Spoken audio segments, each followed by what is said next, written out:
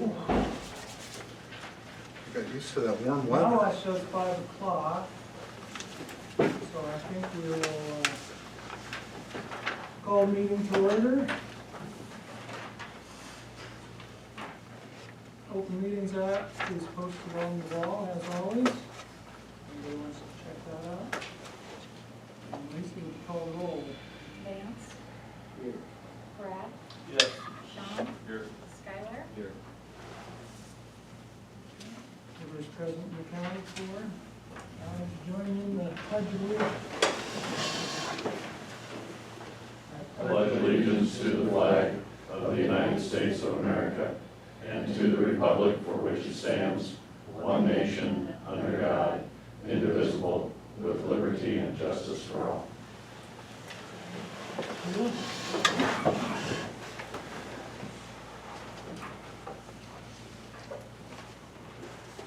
Well, gentlemen, hopefully you've had a chance to look through the items on the consent agenda, the minutes from the February 10th meeting, claims, treasurer's report for department heads and cemetery certificate. Can vote on singly or in aggregate. One question I had is on the fuel bill to our new fuel company, EDA. That was just for filling our bulk tanks. That was 15 on higher diesel. We fill our bulk tanks up. Okay. I've been filming like that. No, just kidding. I make a motion to approve the consent agenda. Second. Move and second. Call roll. Brad. Yes. Sean. Aye. Skylar. Aye. Vance. Aye. Motion carried unanimously. Move on to Mayor's report. We don't have much. I guess I might mention that I took a ride with Bill Carr, our building inspector, yesterday. He showed me around some of the stuff around town. You know, as the weather is warming up, some of those folks are able to get started on some of that project. So hopefully I know a lot of them said by May, that was sort of their target date. So there's some things happening and still a lot of work to do there. Are those the houses that were identified in health department and that you Yeah, labeled and? Yep, yeah, Okay, good. signs on them and those sorts of things. So I'm sure you'd show any of you around if you wanted to look at those. If there's no questions, move on to appointments. Actually, I don't have any appointments to make today. The Citizens Review Advisory Committee, we have those 3 expired this month, and we'll have those announcements next month. But we got some replacements lined up. Still looking for one more, but that's the only ones coming up in the near future. No public hearings scheduled, so we'll go on to old business. And that is a presentation of the Winsworth City Park and Swimming Pool study, Miller Associates. All right. We have Larry Steele with Miller and Associates. Appreciate you allowing us to come back this month.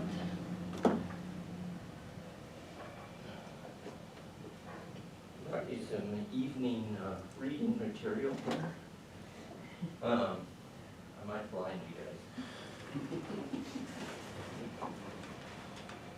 Hopefully everything works right now. It might help if we have these front ones off.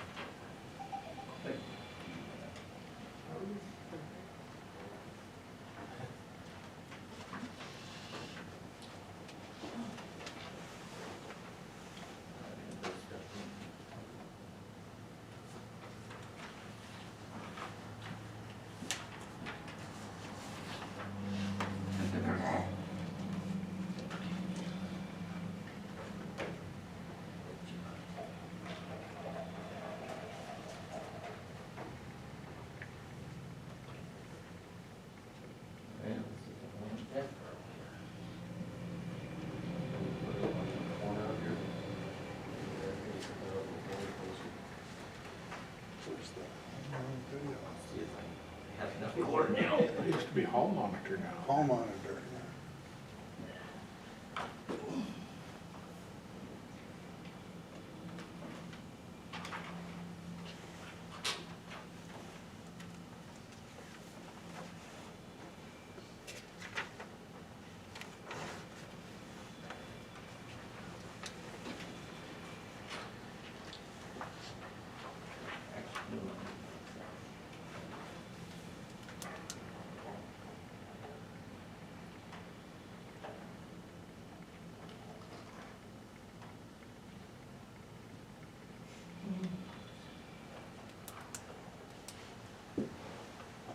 Closer so I can see.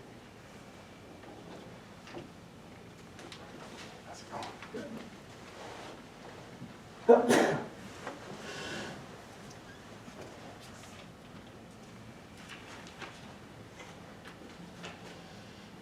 Badger. Two holders.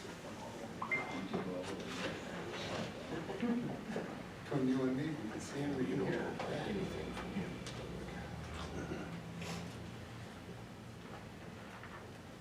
And you can leave it up. Sure.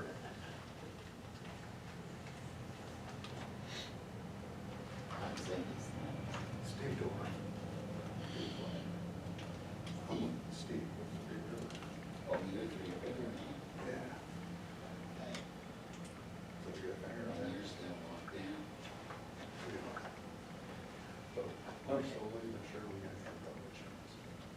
Again, I'm Larry Steele with Miller and Associates. Looks like I got my screen a little crooked. I hope everybody can work with me on that. But anyhow, this is our presentation of the report for the swimming pool in the park. The Cccf recreation and swimming pool study that we just completed.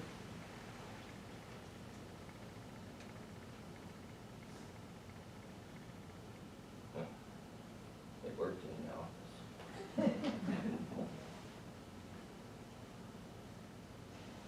There we go.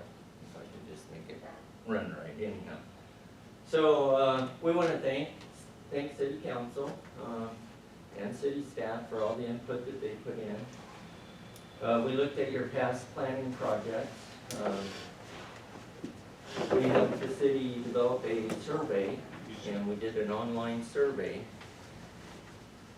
And those results will be included in the report. We had a total of 171 respondents to the survey, which we felt 10% is a pretty good result for a public survey like that. So we thought that was pretty good. Funding source, as I said, this is funded through the Civic and Community Center Finance Fund. 50%, so the city put in 50%, and then the grant provided 50% of the funding for the study. Construction grants, as of last year, for a community your size, they were up to $562,000.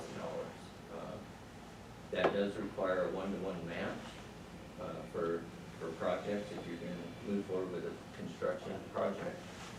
But as you know, COVID has kind of messed up everything, so they're not actually funding construction projects right now. There will probably be a year lag before they have the funding back because people aren't going to the civic activities and stuff where they were getting the money from.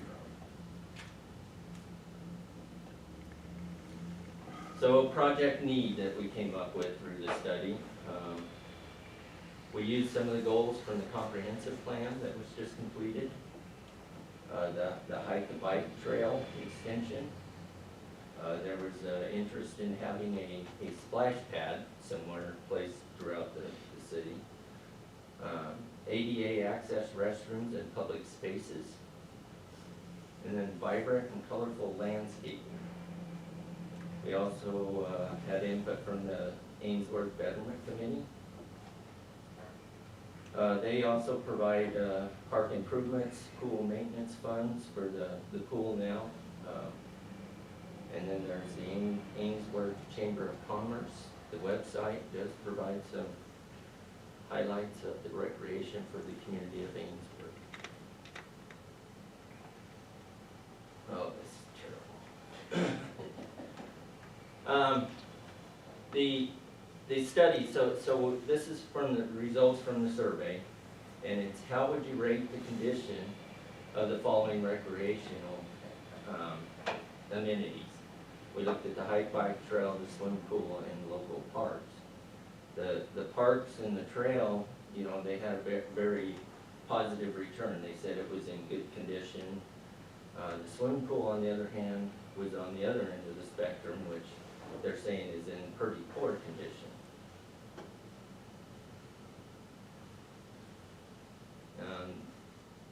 So as far as a project need, the top 3 outdoor activities identified in the survey were walking, swimming, and then playground equipment. There's several other items there, but as you can see, swimming is a fairly important activity for the respondents. The top 5 amenities that needs to be added or expanded. The number 1 item here in this case was a swimming pool. They'd like to add a splash pad. Playground equipment needs to be, some of it needs to be updated. I know the city is currently updating, they have a replacement program trying to replace the older equipment as they move along as funding becomes available. And then there's the hike, bike trails, and a dog park run.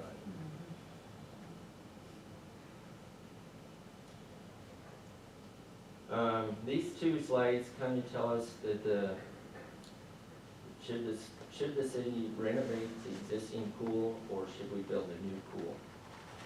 And, you know, overwhelmingly, it looks like most of the respondents are saying we need to do one or the other. So there is strong support for some kind of improvements to the swimming pool facility.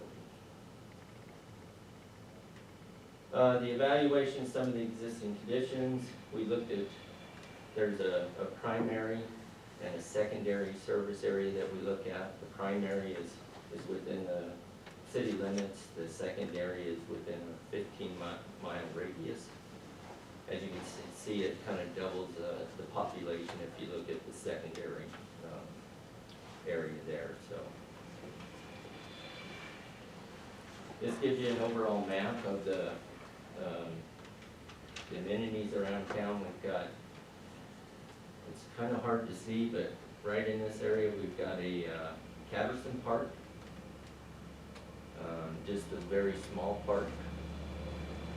It looks like it's a little over a lot. And then we have the Courthouse Park, and then we have East City Park. So Catterson Park, as you can see, it's 1 to 2 lots is a typical size. It is a mini park, is what they classified in the National Park and Rec. Typically 1 to 2 lots. Service area is pretty limited to within a few blocks of the park itself.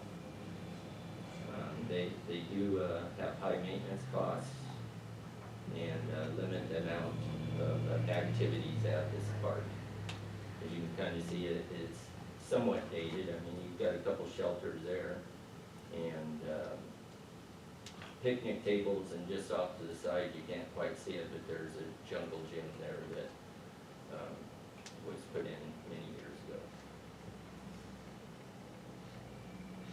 So we evaluated those items and said that, you know, due to the age of the equipment and stuff that is there, it's probably more or less in a poor, you know, below average condition. Consideration could be given to update or modernize this park. The Courthouse Park, it's more of a neighborhood park. Here again, it's typically 5 to 10 acres. It's actually about a 2-acre size park. There's room for activities and for passive recreation uses. Service area typically is a quarter to a half mile.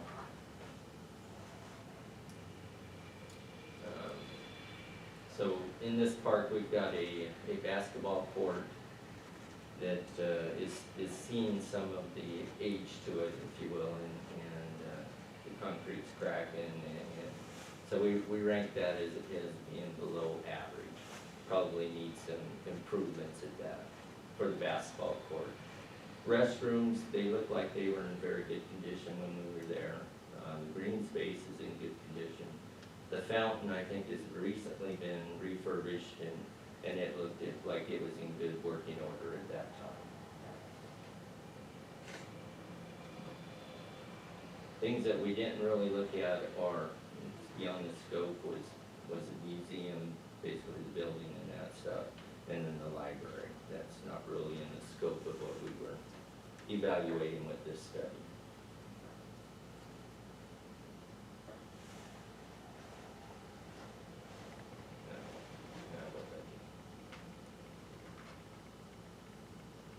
Okay, East City Park, as you can see, we have quite a few items that we looked at out there. I guess I skipped a slide. East City Park would be considered a community park. And typically, you know, they're 30 to 50 acres. Based on Google, this is probably about 35 acres. It allows for areas of both day and evening activities, can host large sports fields and open spaces. So it's the largest park in town and has the most to do with the outdoor activities. As we evaluated this, we did not look at the football field, the school equipment, and also we didn't look at the city's elevated storage tank and well house. But the north restrooms, which are, I don't know if you can be able to see this, if I can hold it. Right here is our north restroom. That one is in fairly good condition. The south one, which is down here by the tennis basketball court area, looked like it was in pretty rough shape. Probably needs to be replaced or updated, maybe to provide ADA or other items there. The swimming pool we'll cover in a little bit. There's several picnic shelters out there that most of them are in pretty good condition. There's a concession stand out there. The building's getting to show its age again. There's some golf frisbee course out there that looks like it's in really good condition as well. And since we had so many things on this one, we have 2 slides basically showing everything. The tennis basketball court storage area probably is a pretty good eyesore, if you will. And so we identified that one to really need to be replaced or improved. The campground looked like it's in pretty good shape. The sand volleyball area, it had weeds and stuff that had been killed, but they were still there. And we know that, so we ranked it a little bit lower. And then the wayfinding sign is showing its age as well.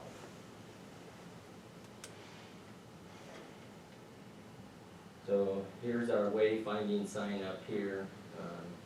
Maybe you want to consider looking at that. Here's our volleyball, our sand volleyball court. Probably need some improvements there. And then of course our storage area and our tennis courts and what have you that could use some improvements, if you will. Now for the swimming pool facility, it's been maintained pretty well, but it is showing its age. It's actually as old as I am, so. The bathhouse does not meet any of the ADA requirements. So you basically have to remove the floor, redo all the plumbing to meet ADA spacing and what have you. So that's going to be a major overhaul of the bathhouse to bring it up to standards. The swimming pool, it would need a lift provided, and then you would meet the ADA requirements for the swimming pool. The wading pool, on the other hand, to meet ADA, current ADA requirements, it has to be a sloped entry into the wading pool, to the deepest part of the wading pool, so it would have to be removed and replaced. The shade structures were in very good shape. They're fairly new, I do believe. Lifeguard chairs look like pretty close to original equipment. 2 diving boards, the same way they're showing that age on them.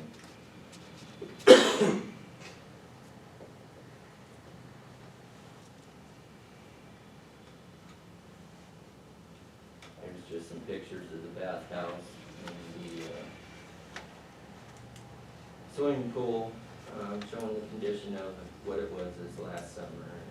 And overall, it's in clean shape, but it's, like I say, just kind of needed some updates to modernize it a little bit.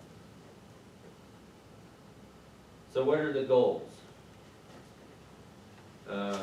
For Catterson Park, or excuse me, for the Courthouse Park, we thought the basketball court needs to be updated. Maybe replace the hoops on it to put modern ones on there, and there's some cracking in the concrete, so we have to evaluate, you know, how much of it might need to be replaced, or possibly replace all the concrete on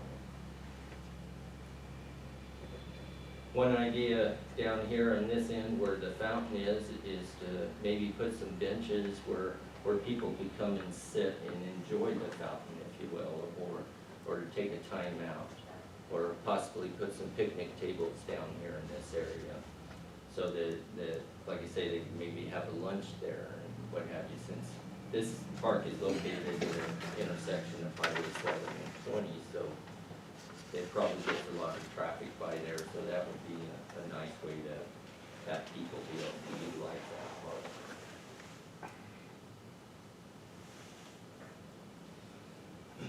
East City Park, one of the items that was identified in the survey was to extend the trail system.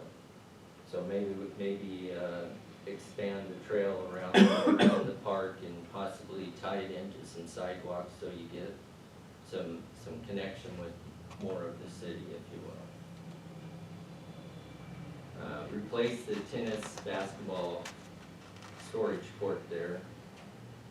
Possibly move that storage back here on the back side of your maintenance building. Might be a good place. We just kind of threw that out as a possible place to relocate that. As I mentioned earlier, maybe you want to update the wayfinding sign there. The bathrooms on the south, as I mentioned, need to be replaced. And so maybe what you want to do there is to put in a shower/bathroom for the campers and what have you. That might get some additional use of those restrooms and what have you when campers are in town. I'm going to talk a little more in depth about swimming pools, so we'll say that. But if you replace both the bathhouse and the swimming pool, that gives you an option of looking to additional places to locate your swimming pool. So one place might be, as we thought about up here, where you're up close to Highway 20, that gives you some visibility with your pool. Maybe we can utilize the facility during games, and like I say, I've got a little more on that as we get through this. The other thing was, is we looked at maybe we would replace the wading pool with a splash pad. And we could put the splash pad where the wading pool is now, or we could possibly locate it in the park. Then you could have access to the splash pad when the pool is not in operation. So that's the advantage of doing that.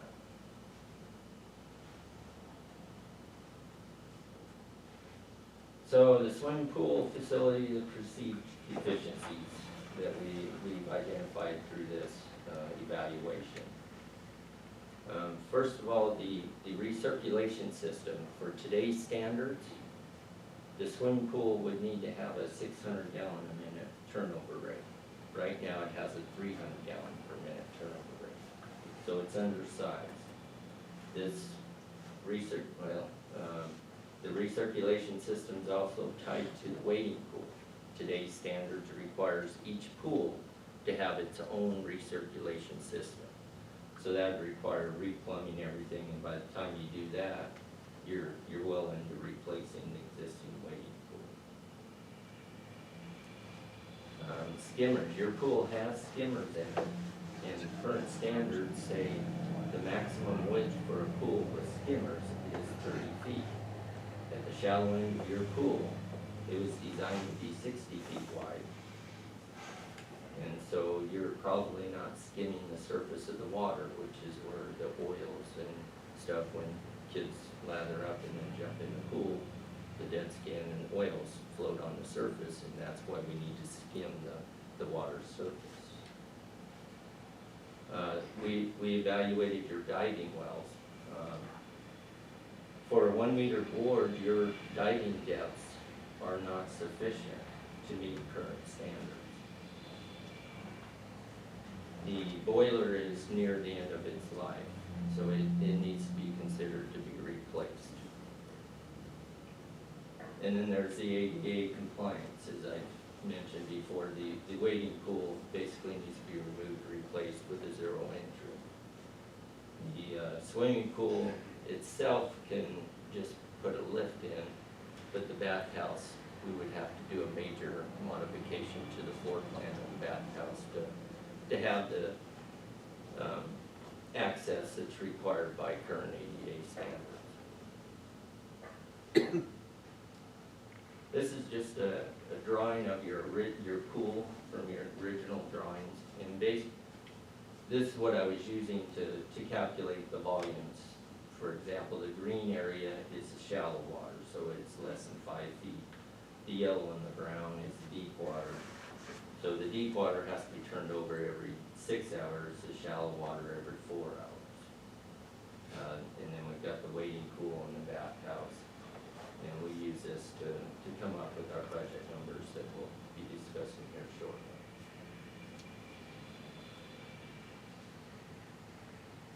So to go through our options on the swimming pool, there's always the option of to do nothing, if you will.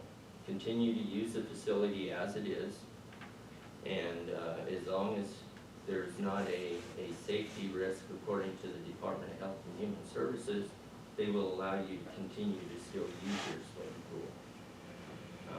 Obviously, this will not address any of the items that we identified through this report. And as time goes on, construction costs do go up. I think everybody's probably aware of that.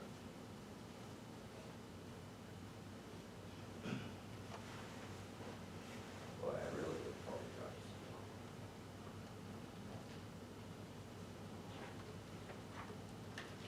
These are probably the slides that everybody wanted to see anyhow.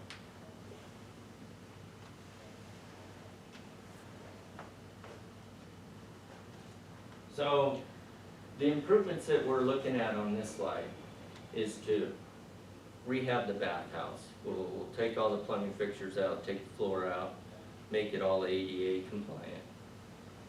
Based on the number of fixtures that we'll be able to put in the bathhouse, it'll be based for 100 bathers. We would put in a ADA compliant wading pool, which would be a zero entry. It'd have its own recirculation system. And for the swimming pool itself, we would cut the top of the pool wall off, install a stainless steel gutter, which I brought and it's sitting outside. I apologize, I just thought about that. But it's a stainless steel gutter, and it's basically a pipe that goes all the way around our swimming pool. It provides skimming, and then it provides treated water coming back. Instead of having a pipe all buried all the way around your pool, you'll have that stainless steel gutter, and it'll have a couple of connections.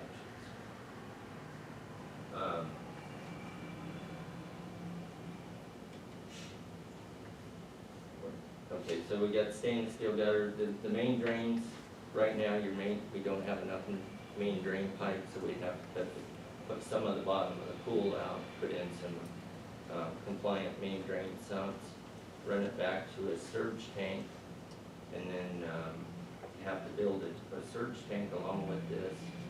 We also are gonna replace the boiler with heat pumps, which are a little more efficient than a boiler is. They say they're about 156% efficient. There's no flame. It's just like your air conditioner, or maybe some people have a heat pump at their house. They're electric. I guess the place across the street does have heat pumps. I did notice that they do, but it's an air-to-air unit. They last probably twice to 3 times the amount of time as a gas boiler. So to do this type of project, we'd be looking at about $1.28 million to improve the swimming pool. That'd include all the engineering, HHS, review fees, etc. So the next project that we looked at was the same as the other one, except instead of replacing the wading pool, we would put a zero entry right here. This yellow part right here will be a zero entry into the swimming pool. So we'll cut the pool wall off, and then we'll gradually slope up to a zero entry. But everything else is basically the same as the other pool. So we're going to redo the bathhouse. We're going to do the stainless steel gutter system, the surge tank, and all the other improvements. And for this one, we have about $1.59 million.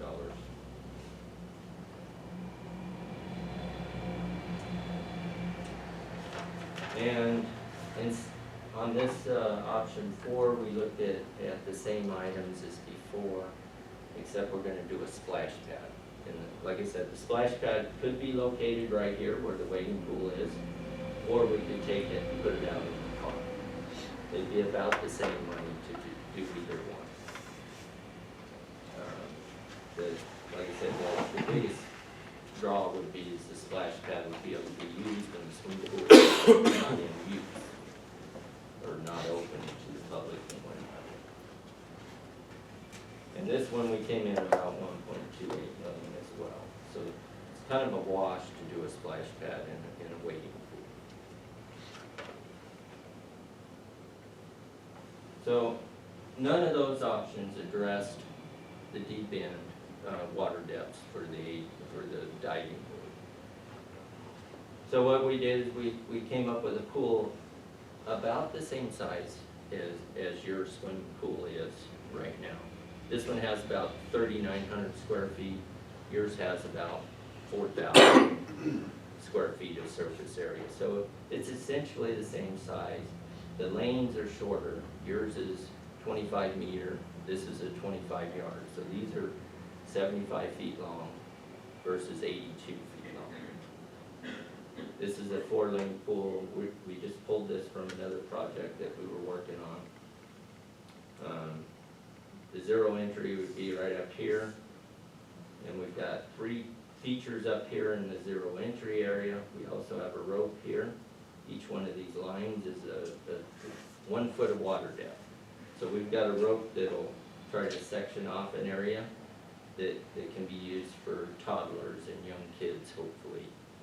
And that way it kind of replaces a need for a wading pool, if you will. The race lanes go from 3.5 feet of water depth down to 10.5 feet of water depth at the diving end. We do show a slide, little drop slide, which would be similar to the slide that you guys have now. And a 1 meter diving board.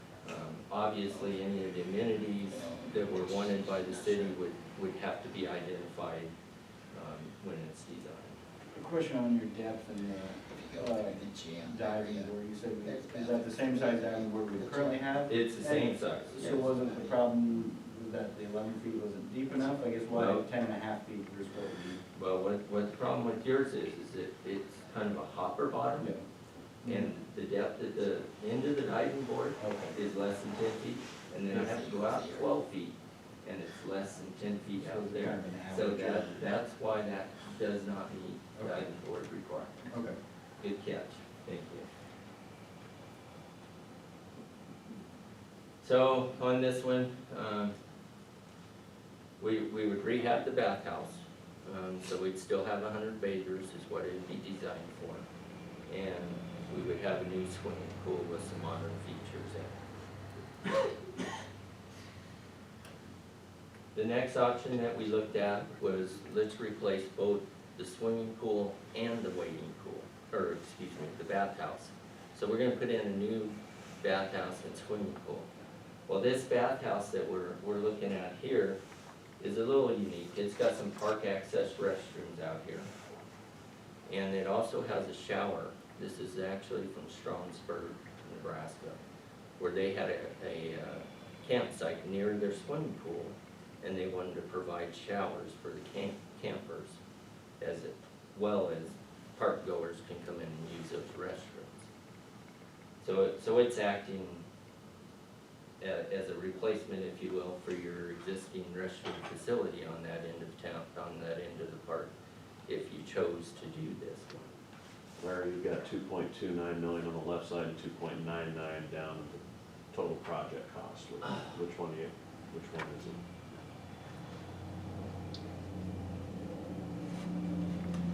I was gonna say, according to the book here, it's actually 2.99. 2.99. I was gonna say, I think it's 2.9. If you add up the column, it's gotta be the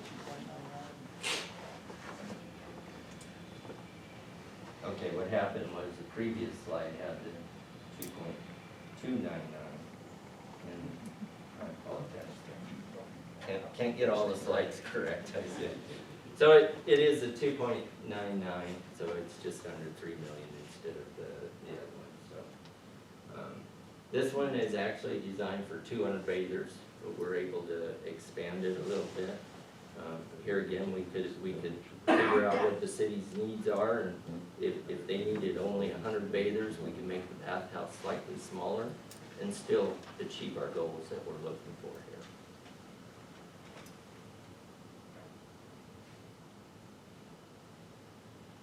Alright, what you're doing this one.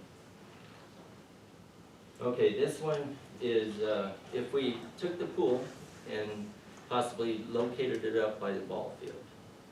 As an option, maybe we use the bathhouse as the locker room for the football field, for both football and other activities that they might have up there. It also acts as a concession stand for the football field.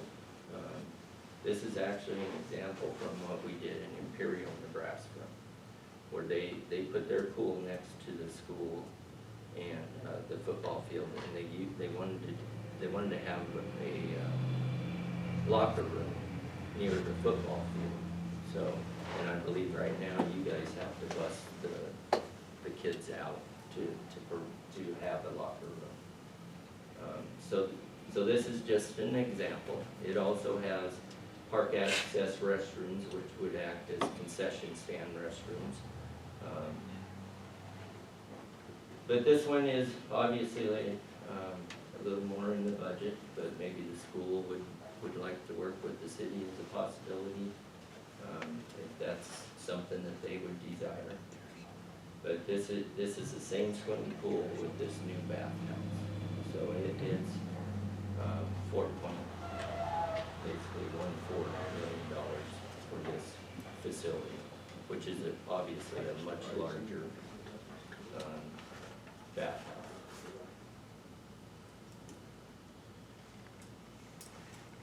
So some of the funding options, as we talked about, the Civic and Community Center Finance Fund is an option to be applied for. In fact, you guys would rank pretty high because you've done the study, so that helps with the ranking as you apply for these funds. There's the Land and Water Conservation Fund out there that's run through the Game and Parks. For the trail, maybe recreational trail program, might be able to apply funding for expansion of the trail system within the community.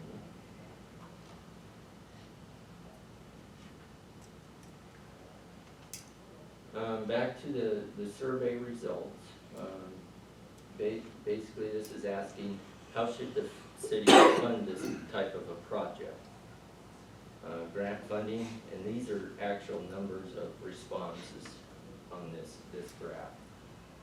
So, of course, we want to apply for grant funding to leverage our money as best as we can, because there's always a match with a grant usually.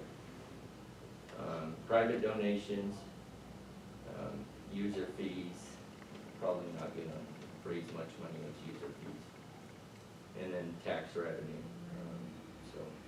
So there is, it does show some support for this project. And this one is showing the number of respondents that say, yes, they would make a donation. Maybe need more information. Hopefully this study will provide the people with the information that they're looking for. So overall, you know, it is saying there is some support within the community for the project. So moving forward, priority goals, swimming pool. You know, I guess the next step is you'd probably need to figure out which or if any of the next options you'd like to look at a little bit closer. Once you pick your options, you can start applying for your funding. Hike and bike trails extended around East Park, incorporated with community walkways into the trail system.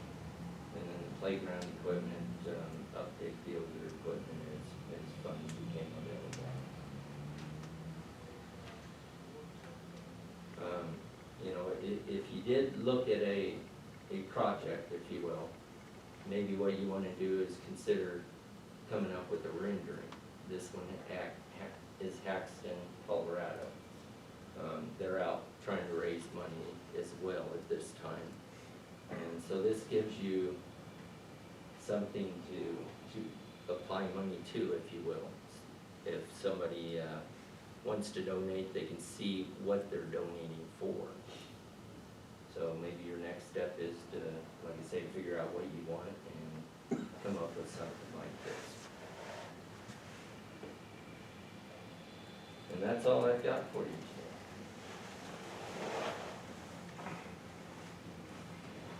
Just a general question, I'm assuming you probably go to a lot of various cities, similar size, and where are we at comparatively in terms of our facilities versus other communities of similar scale?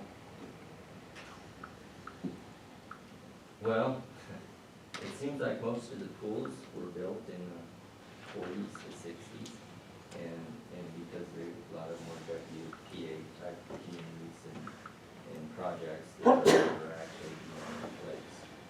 Some of them are replaced now. There's several towns like Alma has just recently replaced theirs. There's Oshkosh. But a lot of them are, as they can get the funding, are trying to get their facilities replaced. You know, overall, you guys are maintaining what you have. But it's just getting to the point that it's getting old, if you will. Been old for a while. Careful with that. Remember what I said? That's my birthday. Was anything ever said about building one that could be used year round?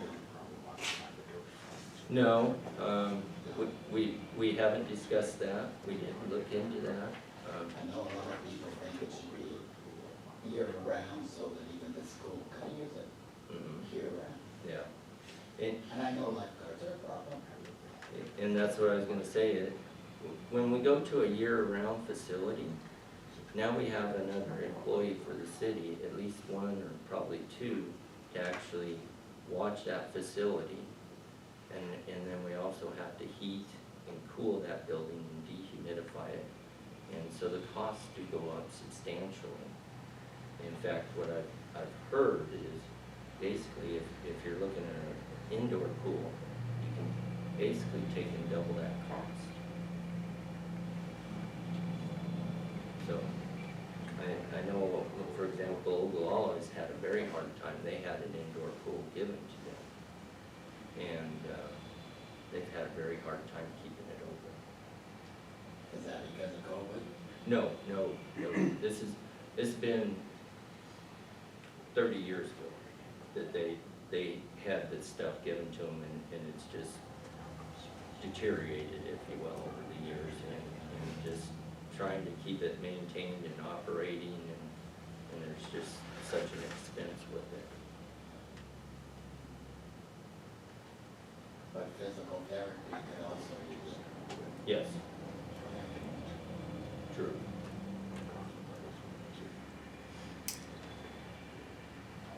I doubt we're gonna be able to make any decisions tonight, so unless anybody else has questions, appreciate your presentation. Give us a lot to chew on, for sure. Take it home, put it on your nightstand, it's good napkin. Thank you. Thank you. Thanks, Larry. All right, move on to regular agenda. Item A is a report from the North Central Development Center regarding the LD 840 program services. So Kristen's here. Alright. So last year was kind of our regrouping year. From August to December, there were 17 applications that were submitted to the city for review and to the loan committee. Of those, 2 were denied, 1 was tabled, and 2 were withdrawn. So I'll talk a little bit about challenges a little later. But that left 12 funded for August to December. That was our total portfolio for the entire year. So the average is about 1 per month. That average loan size was $17,557. And then this year, just January and February, not counting the one that's on the agenda today, there were 2 funded and 2 applications submitted for a total of $13,981.16. So that leaves us with a total funded amount of $224,669.98. Of course, not all of those are drawn down. I'm sure you can see those in your reports as well. But I think there's no reason for us to anticipate that they won't be drawn down. So to break it down a little bit in terms of the categories, there were 14 facade applications. 2 of those were denied and 1 was withdrawn, which left us with 11 funded applications. Professional recruitment, there were 2 applications that were submitted and 2 were funded. Demolition is where we really kind of ran into some struggles. And there were 3 applications. 1 was withdrawn, 1 was tabled, and 1 was funded. And I think we've actually maybe addressed some of those issues, so I think those problems will go away in the future. Some of the challenges, number 1, last year was kind of a rough year, I think, for everybody with COVID. There were lots of COVID programs. Interest rates right now are very reasonable, so it makes it easier for some of our businesses to access capital for business loans outside of coming to LD 840, just because of the interest rate. So I think maybe that's part of why we're not seeing those business loans. We're seeing more of the facade, demolition, and the professional recruitment. Last year, of course, we actually started, I think we finally got all of the applications finalized, kind of in the May, June area, somewhere in there.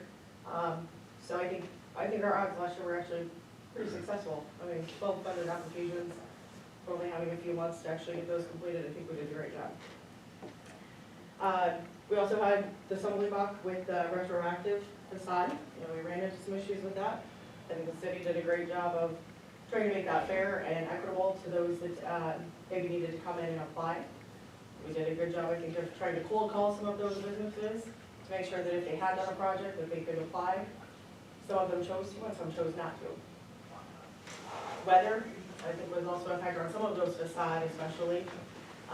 Last fall, we actually had several applications that we thought were going to come to the loan committee that have not yet made it. And they kind of told us they would hold off until the March, April, May of this year, just simply because if they were on concrete or doing something like that, timing a sidewalk project, It just didn't make sense to turn that yet. I also have 2 projects that have contacted us and requested information but have not submitted. They're waiting on the timing of the Main Street and Highway 20 projects. Again, because they want to do everything together at the same time. The demolition applications, I think that was maybe one of our really big challenges, and I think we've crossed that hurdle, and actually we had one that was funded on the private side, so that was great. And we've also found another source of capital to maybe assist with some of those demolition programs through the ABC funds. So I appreciate the council and the loan committee and the review committee, everybody working together to try to pick up some new options and help get these programs going. Timing of projects, especially on the business loans, I think I saw that a lot last year. The main thing that we ran into is sometimes you have somebody that comes in and requests information or goes through all of the application. You know, we may actually help them write their business plan, go through their financials, get everything almost ready to go, and something happens with their deal. I saw that on a couple of business transitions that never made it to the loan committee. You know, the buyer backed out, maybe the seller chose that they were going to stay in business. So those applications, we don't have any control of that, but we still have to do the work. Owner equity is something that we ran into a little bit on a couple of projects last year. I don't think everybody understands that LB 840 is not free money. It is a loan typically. So if it's a business, they need to have some owner equity. We can't finance 100% of any project. So I think the general public just doesn't always understand that either. Sometimes it's a great project, and sometimes we're trying to gap finance.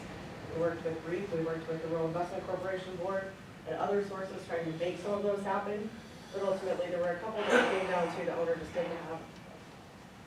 In our case, it's 10%. You know, REAP it could be up to 30%. A bank could be up to 30%. They have to have some money in the game too. Long-term projects. You know, there are several that we're still working on. I know we have a meeting again tomorrow on another project. You know, I don't foresee that they may be ready by fall. I don't know. If they're looking at acquisition of property, new business startup, you know, some of these applications don't happen in 30 days. The other thing is timing for financing. I had a call yesterday. There was a prime example. It may or may not work out for them. Their needs may mean that they need to find financing faster than 30 days. And right now, we'd essentially be sitting at 30 days if somebody called yesterday. So it just depends on each individual applicant. I'd like to thank the review committee again, the loan committee, and the city council, and our board, because I think we made progress this year. I think that's very good to see, and you know, especially everybody working together to clarify some of the issues. So just take the demolition program. You know, we had a couple that went through their applications. It wasn't anything due to the application. It wasn't anything due to the project. It was just they didn't quite qualify in some of the LB 840 statutes. But I think we've all found a way to get those projects to go in another shape or fashion. Just not using LB 840. So I think that's ultimately still moving for our community. Do you guys have any questions for me? Thank you very much. Thank you. Thank you. I think you're right, we're getting some traction, baby steps, we'll start running, and pretty soon we'll be go. Item B, discussion semi-trucks on residential streets. Did you have anything this or go back to the Martine Hall, have something you'd like to present? I guess I'll stand over here where everybody used to live today. Okay, I'm new to Ainsworth, and I live at Trailside out by the hospital. And I live, this address is 0 Street, but I live on Pine Street. My unit faces Pine Street. And there are 4 driveways that back up onto Pine Street. And I noticed that since I moved there in July, I noticed a lot of semi-trucks going, I'm guessing going out to the pig farm. But big livestock trucks, excuse me, grain trucks, even some heavy equipment go up and down that street. Now, it's a residential street, and there are a lot of elderly people that use that street when they come out of Trailside. And there are a lot of people that walk the cowboy trail. Emergency vehicles use Pine Street, they come down Pine Street to the hospital. And it's 2 blocks away from the high school and the grade school, so I'm guessing a lot of kids cross Pine Street to go to get to school. And it's, you know, same with the pool. I'm guessing a lot of kids walk that way. There's a church there with people walking across the street going to church. And there's a 25-mile-an-hour speed limit. It's right outside my door. And when they're coming up from coming north, you know, by the time they see the sign, then that's when they start slowing down. But before that, you're going quite rapidly. Now, I don't see why they can't go down Highway 7, which is only 5 blocks away. I don't know why they go down the Cemetery Road. It's, Highway 7 is, I think, a state highway. And Pine Street is like residence, and I'm guessing Ainsworth has to pay for the maintenance on that street. And most towns have a weight or tonnage order for size of vehicles to travel in residential areas and on residential streets. So I'm wondering if Ainsworth has one, and if they do, it should be more enforced. And I noticed more in the summertime, because I moved here in September, sorry. And I noticed a lot more during that time than there are right now. But sometimes there are quite a few of those trucks that go back and forth to the pig farm, I guess. So that's my concern. I'm just afraid that somebody's gonna get hurt someday with older, and hey, I'm not one of those older people. But one of the elderly people, you know, turning and getting clipped by a truck. So I just wanted to bring that to everybody's attention. Thanks for listening. Appreciate your comments. Anybody have anything they want to add or any discussion? Pine Street and First Street is actually considered one of our truck routes. That's already been considered. That's Pine Street? Pine Street is a truck route for us. Oh, So if for some reason we have to close Main Street for, like when we have a carnival or when we have any construction on Main Street, it gets detoured down First Street and then to Pine, because that's why we do have it so wide, because it is considered a truck route. oh, well then, that's that. But I understand your concerns and stuff, because yeah, I think we need to figure out a way to at least slow the traffic down. Maybe get a handle on our parking on that street, because when people do park on that street, it makes that much narrower. So when there is trucks on there, then there is congestion on there. But that is why we have such a wide street there. Thank you. Yeah, we can look at, I mean, I don't know how far out, put a 25 miles. Yeah. I was gonna say, just move the street sign out, or the speed limit sign out, you know, it's a quarter mile or something. Yeah, 'cause it's right outside my door, and that's when they start slowing down, is when they see it. Yeah, we got the Cowboy Trail there and the hump there, but yeah, I understand, because Maybe a sign or something too, by the Cowboy Trail, I don't know if there, or I guess I don't know if there is one, but maybe some kind of warning sign or something, close to Cowboy Trail, just to talk about that. it is also, with, coming up to the springtime, the summertime, we're gonna get a lot more walkers and bikers down the Cowboy Trail. Those trees, if you're headed to if you're going east, off, then those trees right there, it's hard to see going to the north. We do end up, as city staff, we end up trimming those weeds down quite a bit, just so that, you know, if someone is turning across, you can actually see them there. Because it is dangerous, we're worried about that. I can see what your concern is about backing up, is the way that, west side of that trail side apartments is you're sloped and you're coming back up this way at an angle and trying to look back, which would make it difficult. If it was more flat, looking back and trying to come back on that street would be. Yeah, there are four place driveways, yeah, especially when it's slippery. Yeah. Right. But So, we'll see what we can do maybe as far as, trying to at least slow the traffic down and maybe look into about the parking and stuff, so it's not so congested. yes, especially on the west side of the street, there's a lot of parking right there. Yeah. Right. Okay. Okay, well, thank you. You bet, thank you for bringing that to our attention. Welcome to Winsworth Project Decided. Thank you. Well, I came from here, but I came back.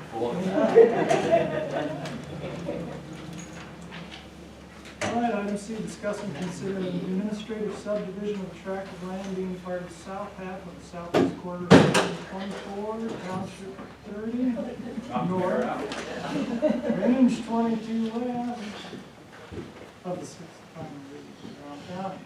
She thinks you did a good job. A little bit, you know, this particular tract of land is not in the corporate jurisdiction of the city, however, it is within the 1 mile jurisdiction, so that does give the city authority in this subdivision. My understanding is this is about a 10-acre subdivision, with the intent to be sold to a neighboring commercial business. So they, if it's outside the city limits, they have to work with the county also? I don't believe so. If it's within the 1 mile, it's within the city's, is that my understanding of the zoning.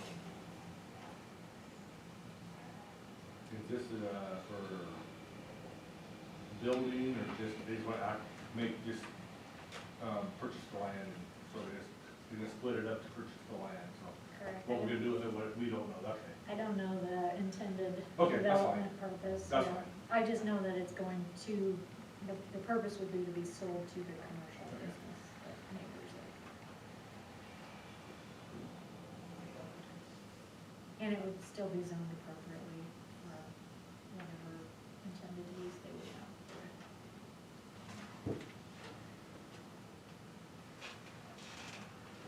So pending council approval, should you decide to approve this, essentially, you sign, return back to Adrian, who is the preparer here, and he will file it at the Brown County Courthouse.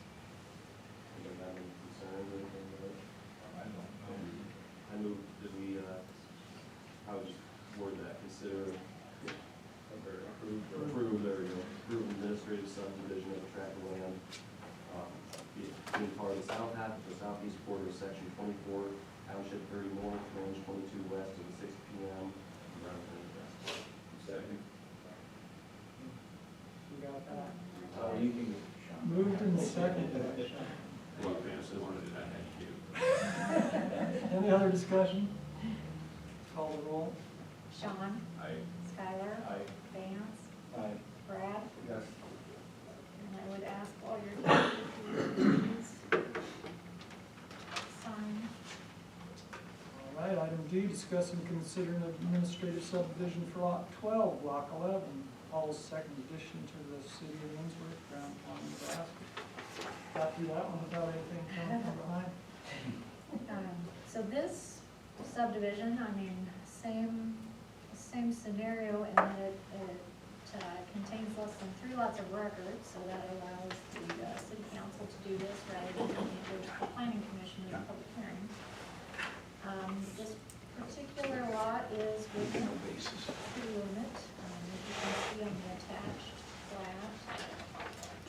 This is actually taking a residential lot and dividing it, looks like equally in half, meaning a 60 by 150 lot would be turned into 2 60 by 75 lots. And I apologize to the city council, I didn't have a lot of time to research this from a zoning perspective. I'll admit that my zoning knowledge isn't my strongest suit at the city office, so I typically defer to some help with that, but I don't know what the repercussions of this could be from a zoning perspective. Just from my experience with the planning commission and the board of adjustment on things like this, that the primary concern typically is once you make a decision to do a zoning change like this, then it's kind of an acceptance that should a similar request come forward, that you would acknowledge that one similarly as well. So with that in mind, I'll leave it to the council if you have any questions. Have we had time to research this out and, really contact our zoning? I guess they don't have to go to the zoning, you said, all right? No, the city council can make a decision on it. I guess my only question I had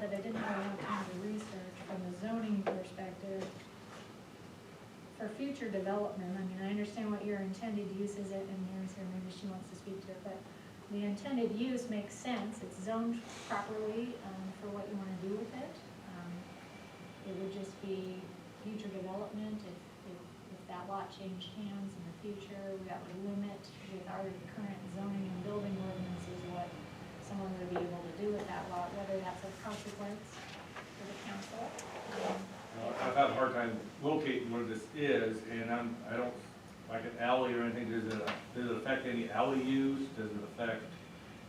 So there is an alley to this property, you know, it's technically right now it's the one property, so if you approve the subdivision, there would be alley access to the eastern half of the lot, but not the western half. The western half would face Elm Street. Rob? Is it zoned residential now? It is zoned residential currently.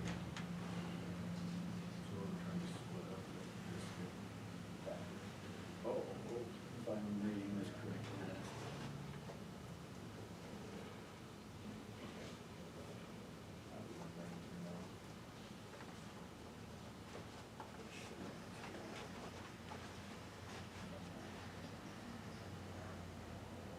Should we approve it pending a review of zoning?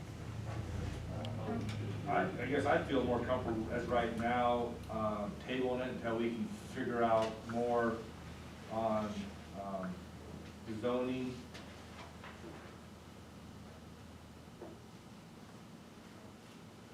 Yeah, and I guess the question I would have to the council is it, are you as a body concerned with approving a subdivision to such a small residential lot?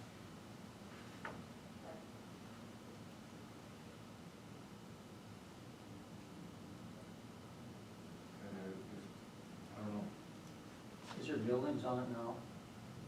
Yes, There's a there's a house. house, and then there's a garage in the back. Our main thing is, I've had a few people approach me about wanting to purchase 128 North Lawn. We live at 134. The problem being is if we should happen to sell that, the garage in the back is accessed off the alley with Craig's pickup or the boat in the garage. You can't get out without going onto that lot, that part, to the east side. So that's our main concern as far as if we decide to sell it, we wouldn't have access to that, so then we couldn't use it for garage. For what do you want to use it for? So the garage isn't on that other part of the lot, correct? It's on the same block or lot 11, if we're talking about probably the other. Yeah, we're at 134 north. We live at 134 north, but on the block that we're wanting to subdivide is 123. So it's just you have to, leaving your garage, your door You can't- opens up to their, the adjoining Yeah, you lots. can't get out without basically, well, with a larger vehicle. My smaller car, I can get in and out, but with pickup or with the boat that's stored in the garage, you can't get it out without pulling onto that lot. And then if you sell it and they end up putting up a fence, there you go. So that would be the only concern, if their intended use fits within the way the lot is zoned. My only concern is future development, and if it should change hands and that sort of thing. You've got a really tiny lot there that can only have a house built on it, and at 75 by 60, that doesn't give you a lot of room to do that.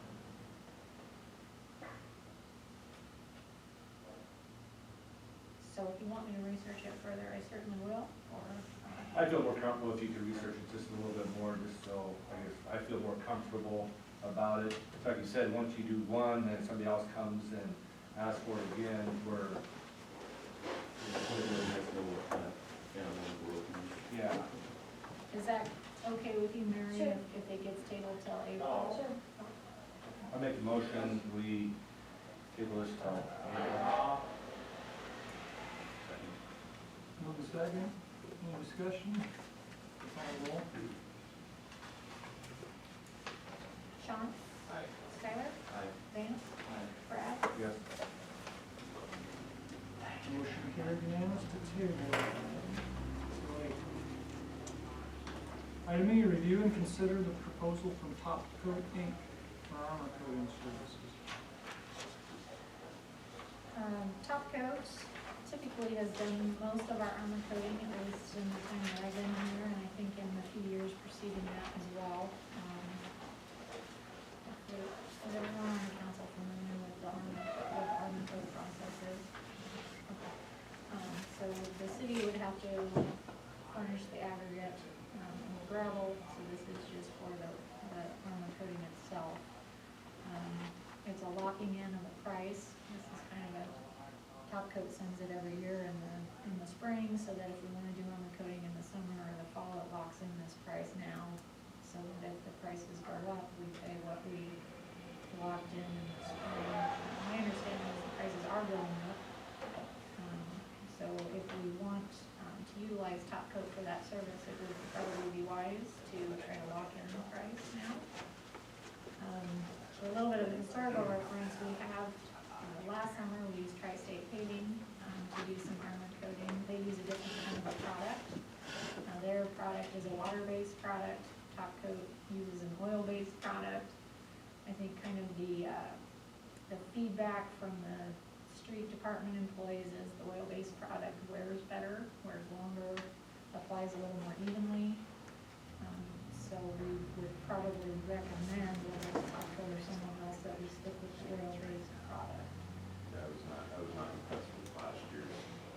Yeah, if you look at the two, we had both companies do some armor coating for us last year, and you could definitely tell the difference of where one was versus the other one.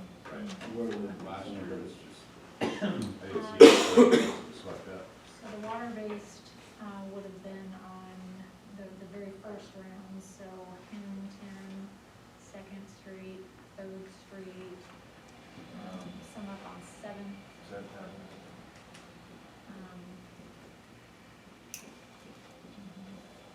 And you can just see on the application, the water-based product, it's supposedly it seals as well as the oil-based product, but it doesn't fill in the cracks and things like the oil-based product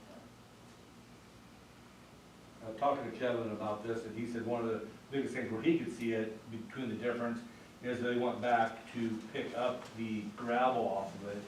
He said in the same footage of blocks that the oil-based, the gravel, you can pick up probably 3 times as much gravel off the oil, the water-based oil versus the oil-based. Because the oil-based sticks that gravel in there and gets in the cracks better. Which allows for the longer wear Yeah. of the product, yeah. So a vote to approve this would lock in this price. I'll make a motion to approve Top Coat armor coating for 2021 with a price of $1.18 per square yard for armor coating. Second.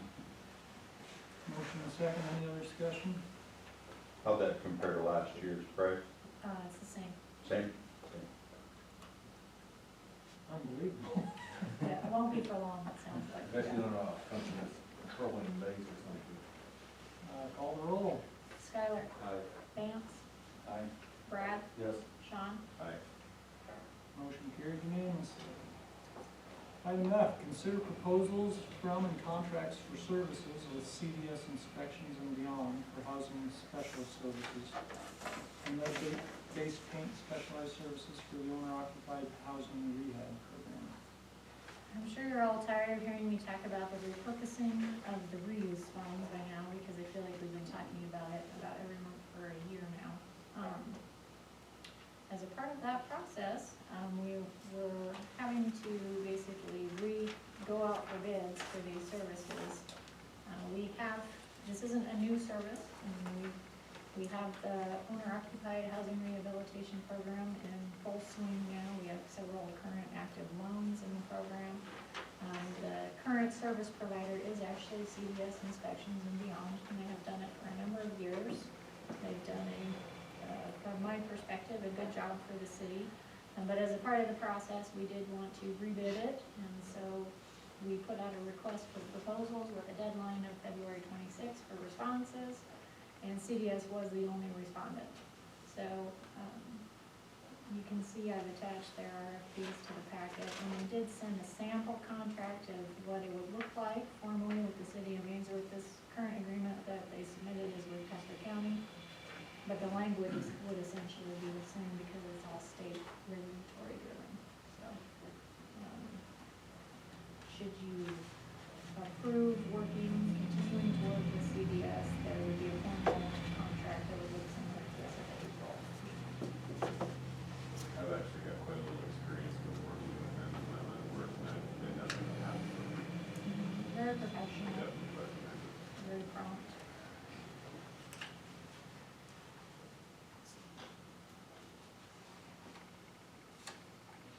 Anybody have a feeling on that? I move that we approve the proposal from DDS Inspections and Beyond for housing special services and lead-based paint specialized services for the owner-occupied housing rehabilitation program, pending, contract. second. Moving second, any other discussion? Call the roll. Vance, Aye. Brad, Yes. Sean, Aye. Skylar, Aye. Motion carried unanimously. Item G, consider amendment to the contract for engineering services with Olson for the wastewater improvement project in the amount of $5,000. We should just put this item on the agenda. yeah, it's kind of like the repurposing, it's just Reoccurring. every month forever. There is some light at the end of the tunnel, hopefully. Just on that note, we did get all of the drawdowns for CDBG submitted. Actually, we received some, like $245,000 in CDBG funds this week, so that's exciting because it's been a long time coming.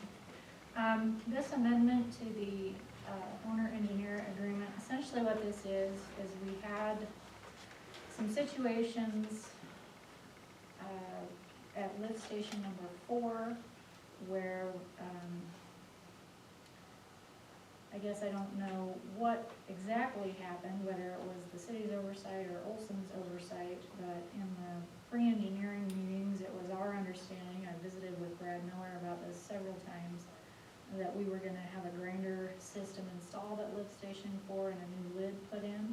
Somewhere along the line, when there was concerns of not enough funding and we were having to cut some things out, that's Olson's recollection, was that some of the funding was stripped for this part, but it didn't get taken out of the bid spec, so it was done. Olson billed for it, the city paid it.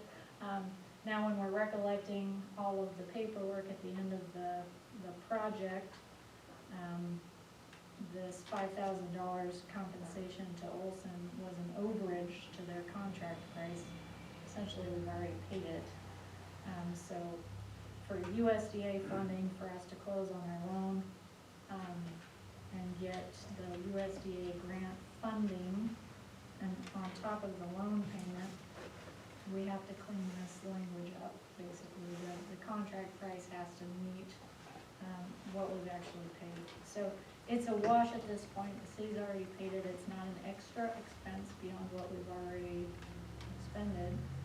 The second portion of this amendment is really just a redistribution of expenditures. It's not in excess, it's a net change, but because we had 3 different bid sections, there was some work done that was added on later where we took out the cured in place pipe section down on South Maple Street and replaced it with a line replacement, full line replacement. Those were, had come to the council in the form of change orders at that time, which were approved. So again, no net change in expenditures, but it is a redistribution on the budget to finalize the paperwork for USDA.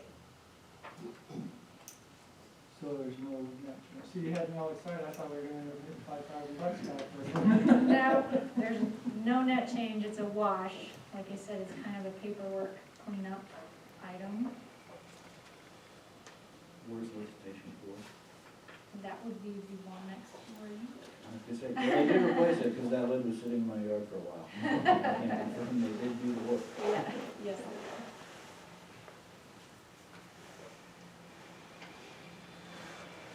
Does anybody have any further questions? Is there an action as to take on it, or is it just information? You do need, I would ask for a motion to approve, if you're in agreement. I'll make a motion to approve amendment to the contract of engineering services with Olson's for the wastewater improvement project in the amount of $5,000. Second. Moving second, any other discussion? Call the roll. Brad, Yes. Sean, Aye. Skylar, Aye. Vance. Motion carried unanimously. Item H, discuss and consider the recommendations by the LD 840 Loan Committee. Number one is approved amendment of number 20-15 facade improvement grant, $6,560.50. This application was actually made in 2020. In fact, the city council approved the application in November of last year. It was a facade improvement grant, I believe, in the amount of $4,200 roughly. The grant agreement had been signed. The contractor that was contracted to do the improvement to the business had gone out and started the project. And then it was realized by the contractor and the business owner that there was a lot more structural issues with that side of the building that the facade improvement was being done to, that the facade would not be supported if there wasn't some additional work done. So, at the request of the contractor and the business owner, the loan committee looked at what the cost was for the additional improvements. Estimates were given by the contractor, and the total amount of work still put the grant amount under the $10,000 maximum amount that's allowed within the program. So the loan committee considered this as an amendment because it was structural to the original facade that was approved. So the additional amount in grant funds is essentially $2,300, so that would put the total facade project at $65.60.50. And you said none of that's been drawn down yet? Correct.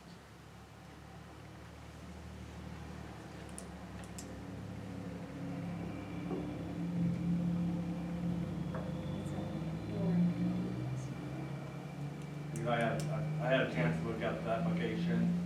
I don't see any problem with the application, so I make a motion to approve the LB loan committee amount of, let's see, facade number 20-15 in the amount of $6,560.50.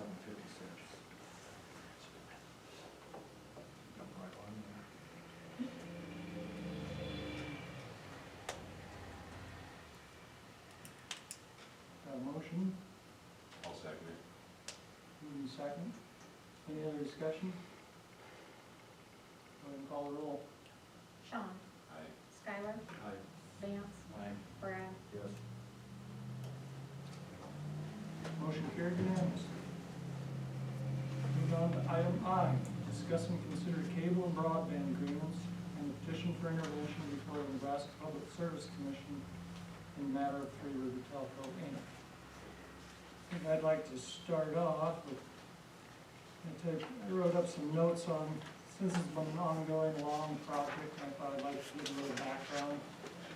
I decided I'd forget things in my advanced stage, so I wrote some notes and I was gonna read those as we go along. So, back in 2020, there were grant funds that became available to provide high-speed internet service in rural communities.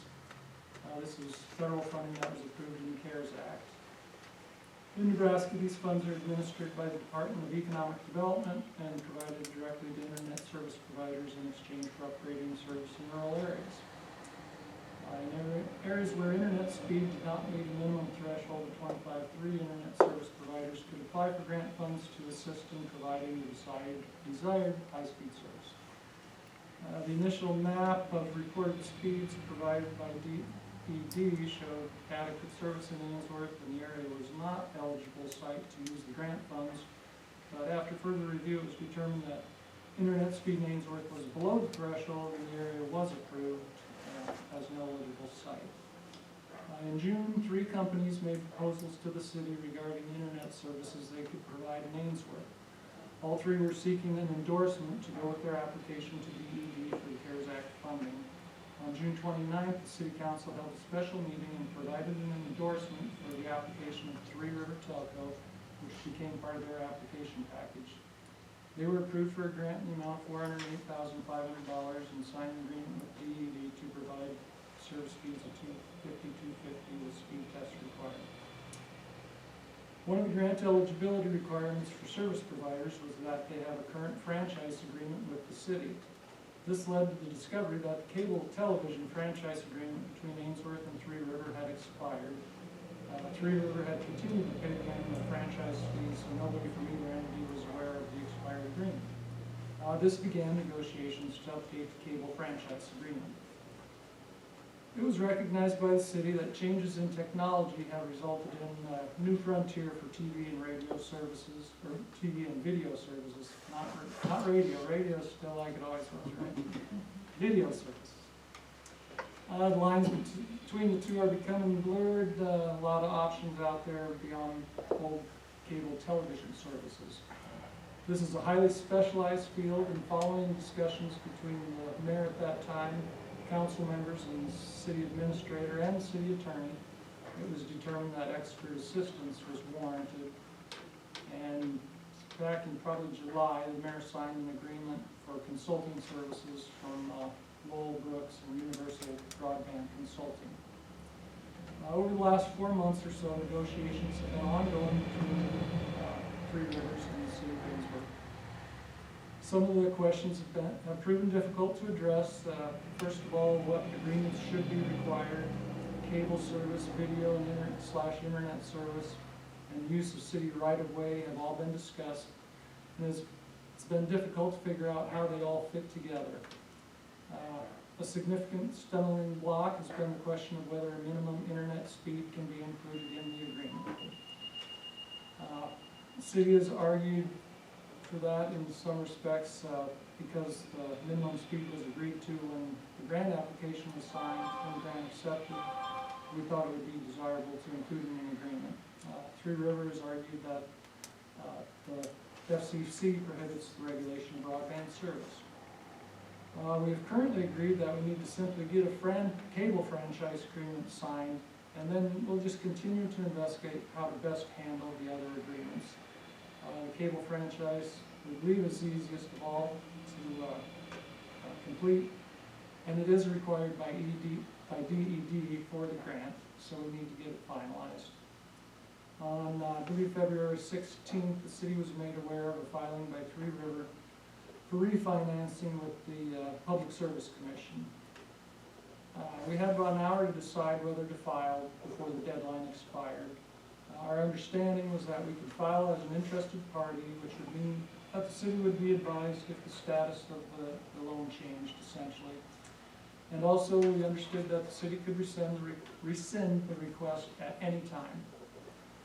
I felt the city did qualify as an interested party since the infrastructure in Ainsworth, we believe, was used as collateral for the loan.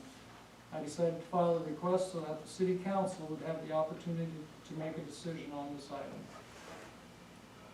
The city administrator followed up after the filing with the Public Service Commission to ensure that the city was only asking to be informed if changes in the status of the loan occurred, and that this action was not interfering with 3 Rivers' ability to do business. The contact at the Public Service Commission concurred with this assessment. In early March, the Public Service Commission held a preliminary hearing with interested parties. Ainsworth was represented by myself and the city administrator. We stated our position was only to be informed and that we requested to waive any further hearings. Finally, the city supports 3 Rivers, as evidenced by our endorsement for the CARES Act grant and a long-standing relationship we've had with 3 Rivers. However, the city also has an obligation to promote public interest, particularly when public funds are involved, and public right-of-ways. I guess, in summary, for these reasons, the city will continue to promote the best public opportunities available. And that's my opening statement. Probably left something out even though I wrote it down. With that, I think all the council members had an opportunity to, for some educational workshop this afternoon. And it was, they were separated so that they didn't have any quorum issues. And so hopefully that you guys felt that was beneficial. I believe it had to be, and I hope it was. And with that, we move on to discuss and consider any actions you'd like to take or any other comments.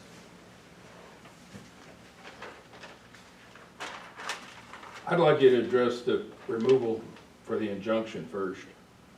Get out of our way to the refinancing of our company. Apparently it was expressed to you that there'd be no damage.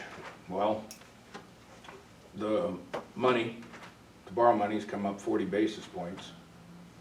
So at this point, your $408,000 grant, we have used somewhere, we will have consumed somewhere between $275,000 and $300,000 of that paying interest going forward. I mean, interest rates are coming up. You indicated when you did it, and I understand, Joel, completely. I don't know why there was a 30-day period, and nobody can tell you until the last few minutes and hours. Okay, I think it was a planned response, but aside from my personal opinion, that's why I kept sending you emails to get it done. It's standing in our way. It's one of the objects. I would like City Council to address it and get out of our way of our financing, not the project, the mother company. It had nothing to do with these projects before the Public Service Commission. Well, John, don't you think that if they're filing for refinancing or trying to get financing, that would throw up a red flag and say, who are we dealing with here? How much debt do they have? Are they financially stable? Are we dealing with someone that is having a problem with their finances or don't have enough finances? Wouldn't that be something that the city council would want to look at? Anybody that has any money loaned right now knows that it's time to refinance. Everybody's looking into refinancing if you have anything loaned. I mean, it's business. I mean, I would have thought that maybe they could have called and asked. We had made it very plain, and I assume I'm talking to the city's attorney, okay, not Joe, Rod and John, but we made it very plain that we sold stocks for the finance of this $2 million overbuild. Okay, that's how we financed the overbuild. This was a separate issue in the matter of moving from RUS loans to CoBank, okay? It's a requirement that most states don't have. It was a matter of checking the box. And I would think in the last 2.5 hours, I think what we will now, but why is this in the last minute? We got to go before the Public Service Commission and stop the refinancing of somebody that wants to invest a couple $1 million into your town. I mean, I can understand the reason for a question. I don't understand the methodology at all, because we've been upfront about how we financed it. We'd already liquidated the stocks that we held. We were ready to go and are going, but it was a Public Service Commission's checking the box. It's a requirement within this state that most states don't have. To move these negotiations along so we can get to a common ground, I would make a motion to rescind the position to intervention before the Nebraska Public Service Commission, effective immediately. I'll second. Moved and seconded. Any other discussion? Call the roll.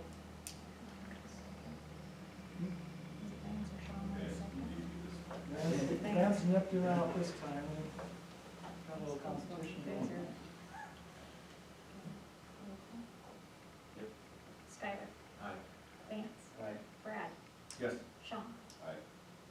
Motion carried unanimously.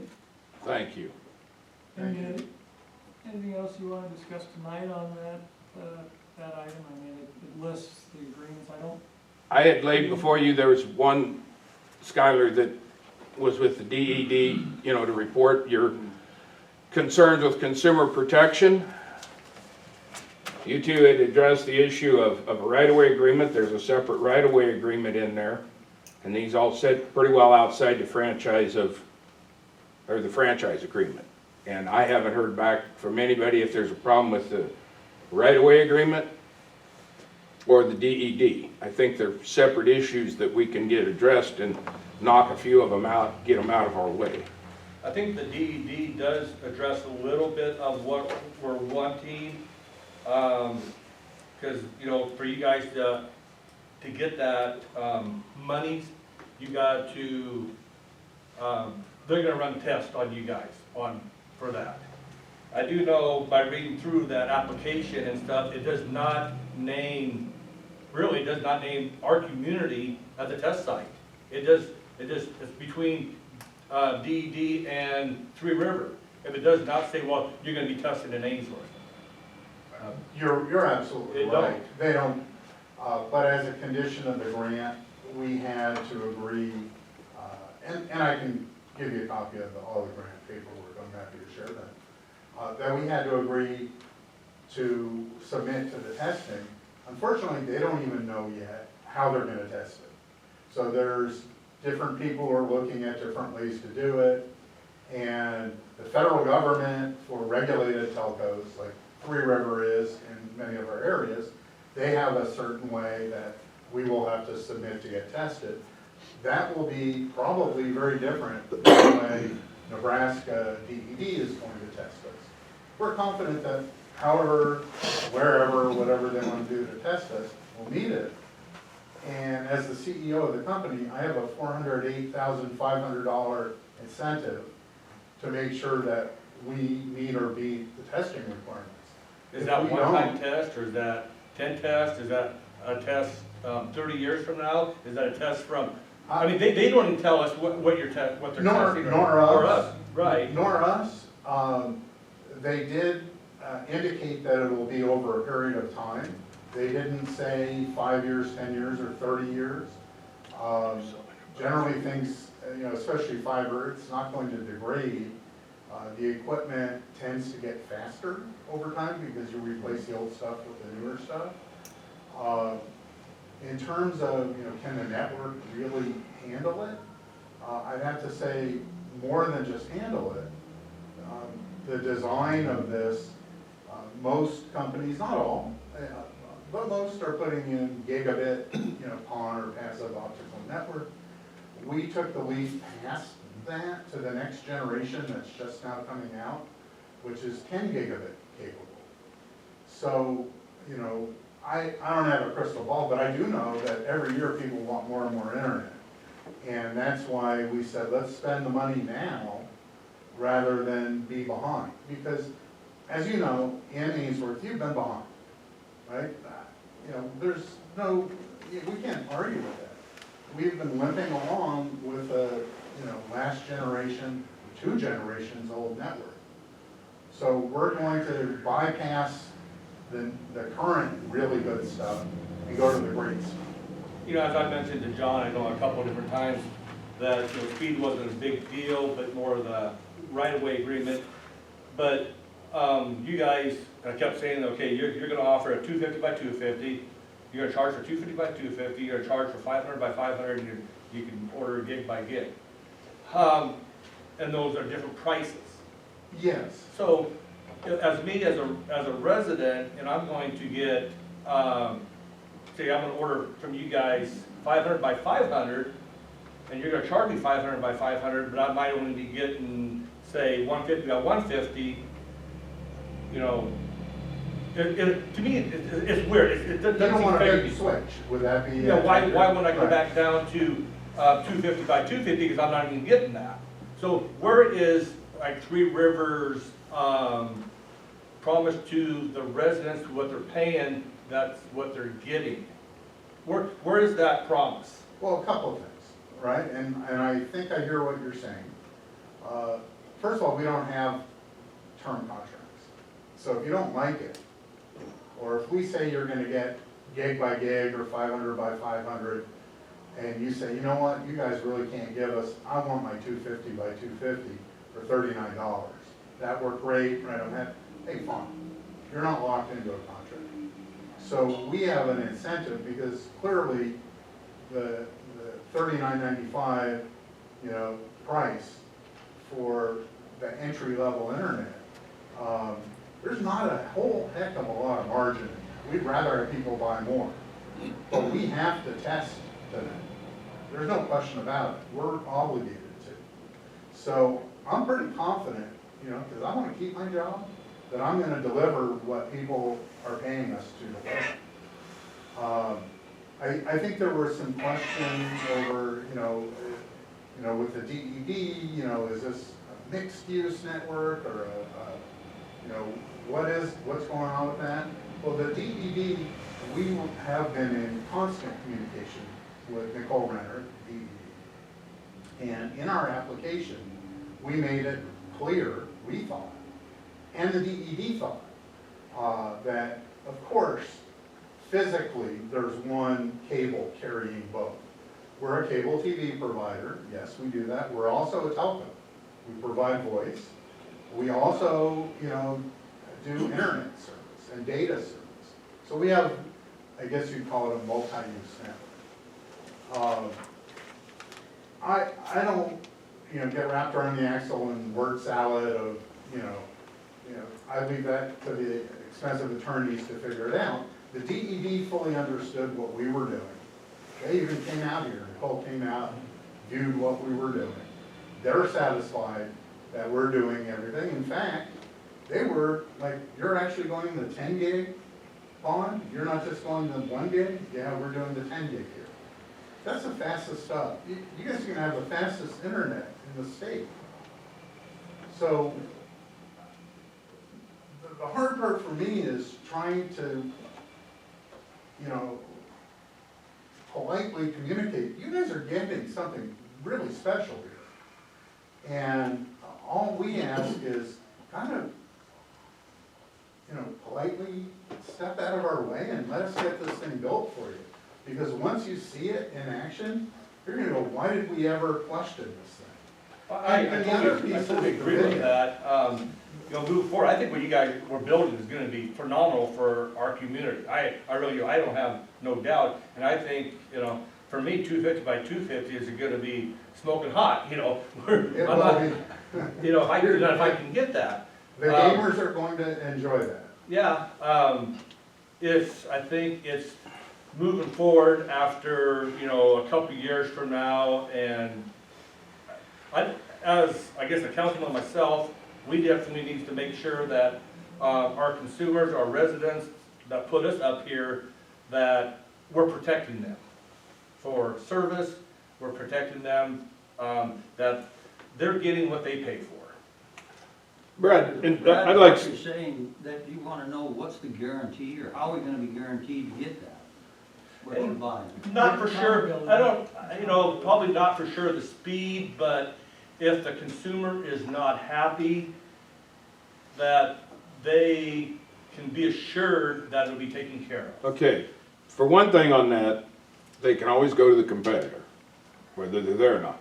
But when we provided dial-up that was as fast as there was available, and then we went to DSL, and in the meantime, CenturyLink and the different things are coming on. Looking forward, I don't know if 250 by 250 is enough. If we don't keep up, you know what I'm saying? I mean, that whoever dreamed we were going to need more than dial-up or DSL, and then 10 by 10 was enough, and now 250. And within a couple of years, it's going to move awful quick. I'd also like to speak to Rod on that financing. The Public Service Commission has requirements. We've met them. They were ready to write off on it. It was a done deal until the intervention by O'Neill Ainsworth. Okay? So they've done their job. And my comment, again, as I sit here thinking about it, let them do their job. There was a job that they had to do. We had to file with them. We did that. Everything was good until the last hour when everybody dropped the paperwork. So, And John, that is one thing we learned at that hearing. if they said, "Hey, we've already done all this. Yeah. We didn't know that before. Well, and with enough lead time, Joel, you got caught for a reason. We already paid for it now. It's built. We have a few more pieces of equipment to get in and get tested, and then we're ready to start doing the drops to the houses. It's not where it's built and paid for. And Brad, I understand it, but we gotta get it up and running at some point you're trying to alleviate problems that aren't there with the DED. Skylar was the one that brought that. I mean, consumer protection, it was the best way to try and address it. Whether they test us in 1 year, 2 years, or 3 years, we're gonna keep you abreast of whatever. They gave us the money, they've got a hammer, we'll keep you informed with what DED does. I mean, I don't know how long they're gonna test this. When you look back with COVID on the national level, I mean, there's a big push to get broadband to rural America. We're trying to be a part of that, not to the Reston, not to Kearney and all over, but to our area right here. Who else is gonna come in and invest this kind of money? I mean, they haven't in the past, and I've seen other issues with these phone companies. They grab the money and then they don't follow through. And I don't mean just internet, but I've watched some other things that happen within the industry that doesn't concern angels. There'll be opportunities, they take them, and then you wonder years later, nobody's following up. And that's our concern right there, John, that's our concern right here. But DED, in this case with the CARES Act, that's, the other issue is that, do you have the technology or knowledge on how to do that? And they're still trying to determine it. So there's a cost that goes with all of this. Let us just report what we're doing, and I don't mean just a cost to us, it can be a cost to you guys to start asking for a bunch of whatever it is, you know. That's regarding, I mean, that's regarding speed. Yeah. I was looking at the cable, agreement, I think it was the previous one. But anyway, I looked through and there's a set of customer service, standards, laid out by the FCC. I got a list here. It says 24/7 toll-free phone line. Installations must be performed within 7 days.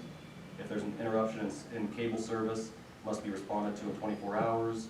An appointment to somebody's house can't be canceled after business hours the night before. Must meet the standards 90% of the time, 95% of the time. Let me see, 30-day advance on rate changes, refunds within 30 days. And a list of information that could be offered, that is required to be offered to a customer whenever they request it. Where'd that come from? FCC guideline. Oh, okay. If I may. No, just a second, I'm not done please, yet. yeah, please, go ahead. So I guess what I'm saying is this is what is required for cable, and I know that the internet is different, and I don't dispute that. But I guess voiced my concerns to you, John, requesting something. I mean, not that this is a long list, you know, it doesn't have to be this long. And I received zero, nothing, not a, when you guys sent us your red line reports, there's not a single thing requesting customer service standards. What I sent you. That to me is not much of a negotiation so much as it is a middle finger, I guess. No, I think it was a misunderstanding because I sent you back to deal with DED. Right, well that's just got speed standards. Okay, I didn't understand that going to your request, meaning I was trying to address the speed standard, right. Not that was not a middle finger. And as far as that's concerned, that does not satisfy me that much either, but this is just a kind of an aside, I guess. Yeah, I did not address an installation speed with cable TV and that, I mean. Right. Because some of that would come, I mean, it's gonna be hard to meet that until we get things installed. Right. Can't tell you we can be there in 24 hours when we got the whole town to do yet. Right. So we misunderstood. I was trying to address the speed issue. No, this is just a separate thing that I thought of since Yeah. then, but I guess my concern is there's virtually nothing offered to the city in the way of customer protections or anything. On cable TV, with the franchise agreement, you mean? No, not so much the cable, because as I understand, you guys will be phasing that out fairly quickly. As I understand, maybe I'm misunderstood, but I would just, I guess I would have an interest in seeing if some of these standards could be applied to broadband or fiber optic as well, I guess. I'm gonna try and please excuse me if I miss some of it. No, that's fine. So, to take a little bit of a step back, we have the old network, which is a combination network. So we have some DSL over twisted pair wire, telephone wire. And then we have some which is coaxial cable, what you typically would think of as cable. So today, in today's environment, you either have coax cable or you have twisted pair, which is DSL. The new network that's going in, there's only one, and I'm gonna air quotes, wire. That wire is no longer copper, it's fiber. So whether you have phone service or internet service or data service, or video service, it doesn't matter. It all comes over the same pipe, right, which is fiber optic. So it's all shared, right? That's the first thing, just to make sure we're all on the same page. Now I don't live here in Ainsworth, but I know people who do, right, that work for Three River, and they've been in this town a long time. And I've had a lot of interaction with customers here. I think we have the best team. We're local. Our people live here, work here. John has a business here. He's on the board of the hospital. Brian, and I don't even have to give you last names because you know who I'm talking about. Brian is on the ambulance crew, coaches the kids, is up at the high school every morning lifting weights with the kids. We see you as a community every day here. We're not about to, Brian doesn't want to go into the market and get accosted for, hey, you missed my cable TV one. I think our people do a darn good job keeping the community happy. And in fact, from what I've seen, they go well above and beyond what any cable company that has a big fancy written agreement to what they have to meet. Our guys just do it because they know they're part of the community here. We don't need a written agreement to take care of our customers, and we do it. Now, you guys are customers. I understand the network has been not very good. We're fixing that. But our customers in the areas that we do have fiber already don't see those issues that the people that are on these older networks see. So I guess, it's a hard thing to be in front of you to say, hey, trust me, right? Don't trust me, trust John, trust Brian, trust Jose and Jamie, right? They're here every day working to keep you guys happy. And I think they've done a yeoman's job of keeping this, rickety old network, in one piece until we get this new one in. And you're gonna be super pleased with it. And even the video piece, and I know, video, some people say it's dying, other people, people wanna go streaming. We're hearing from people, we still want traditional old cable TV. We invested a heck of a lot of money, which, by the way, doesn't qualify for any DED money. We used our own money to upgrade the video system, so when you do get the fiber internet in your home, you're gonna have a brand new state-of-the-art video that rides over that fiber. And you don't have to have that if you don't want it, but it's available to you if you do. Now understand, You talk to the remote, and the remote talks back to you and says, shut up, I understand what you're saying about, people live here and we're up here, 4 years from now, every one of us could be off this council. And that next council, next mayor come in and say, what in the world were those guys thinking? Same with you guys, you might not be on the Three River anymore, John may not be on the board anymore, a whole new line of people there, new people in Ainsworth, and they all like say, what in the heck, we don't have any type of agreement here, what are we doing? What were they thinking? They might, but then the flip side of that is, thank goodness that the city council endorsed Three River, and we got a network that's state of the art here. Because no matter who's sitting here, and I see 3 or 4 new faces, right? I've only been in one other meeting with the council. And I'm glad we the endorsed people are gonna Three River change, forward. but this I wanna network is continue going to back. endorse Three River moving forward. My question to that though, Brad, just a second. 4 years ago, were you running out of high-speed internet in your house? Okay, and so we're moving forward. When we overbuilt this town, we built it with fiber to the nodes and copper the last mile, because at that point in time, fiber splicing was an issue within our own employees, and it seemed to be cutting edge. So we went copper. So you got fiber to the node and then copper from there. I voted for that. One of the biggest mistakes on sitting on this board. Now we're trying to get fiber from the node to the house.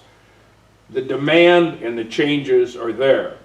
We've made the video changes for Springview and the fiber system that we have out there in Johnstown and Lynch. There's a different video, but here we still have the old coax and the old copper. When we get rid of that, then when the fiber comes, then that video will be able to be here. That doesn't make it profitable, but it's going to be a better quality video than what we're providing over wires that should be, that will, over fiber, so you're not structured, you're not limited by that coax and that type of stuff. So what you guys provide for me personally as a resident is gonna be, I know, more than I'll ever need, but. I thought that was dial-up. When we're, and, you know, now you guys are gonna go into businesses and stuff, and businesses, there's businesses there in town that's gonna take a lot of broadband. They could. And, you know, Hey, and let them they, buy and it they all, might, I'll and make they might, one. and they might be buying a gig from you, but you can only, they're only measuring it at 250 by 250. What are you gonna do? Say, I will get this corrected. I will make sure that you are happy. You know, that's no different than the mechanic that changes your oil or Exactly. whatever. We gotta Right. perform to customer service. Yeah, we gotta have customer service. And that's all we're asking is some type of customer service. How is the customer service, given our problems, knowing that you got old coax coming into your house, but Brian has been awfully responsive to customer service. Yeah, he's Okay. excellent, but what if he's. We not give here? him new What if he's not tools here to in bring 5 it better. years? He'll be here because I won't, and he's in line for my job. So he was, in case you don't know, we didn't make a public announcement of it. Brian has been promoted to assistant general manager, and he's now getting trained up to be the general manager of the company. So we want to make sure that we have some continuity here. So, you know, will he be here 20 years? I don't know, you know, but hey, we have one guy that's still with us, you know, Mike Swan, you may know. He's a 50-year employee of the company. So, you know, people tend to want to stick with us. The other part to that, I think, to speak to that, is there's been significant changes in Lynch in moving this company forward in ways other than just fiber to your house.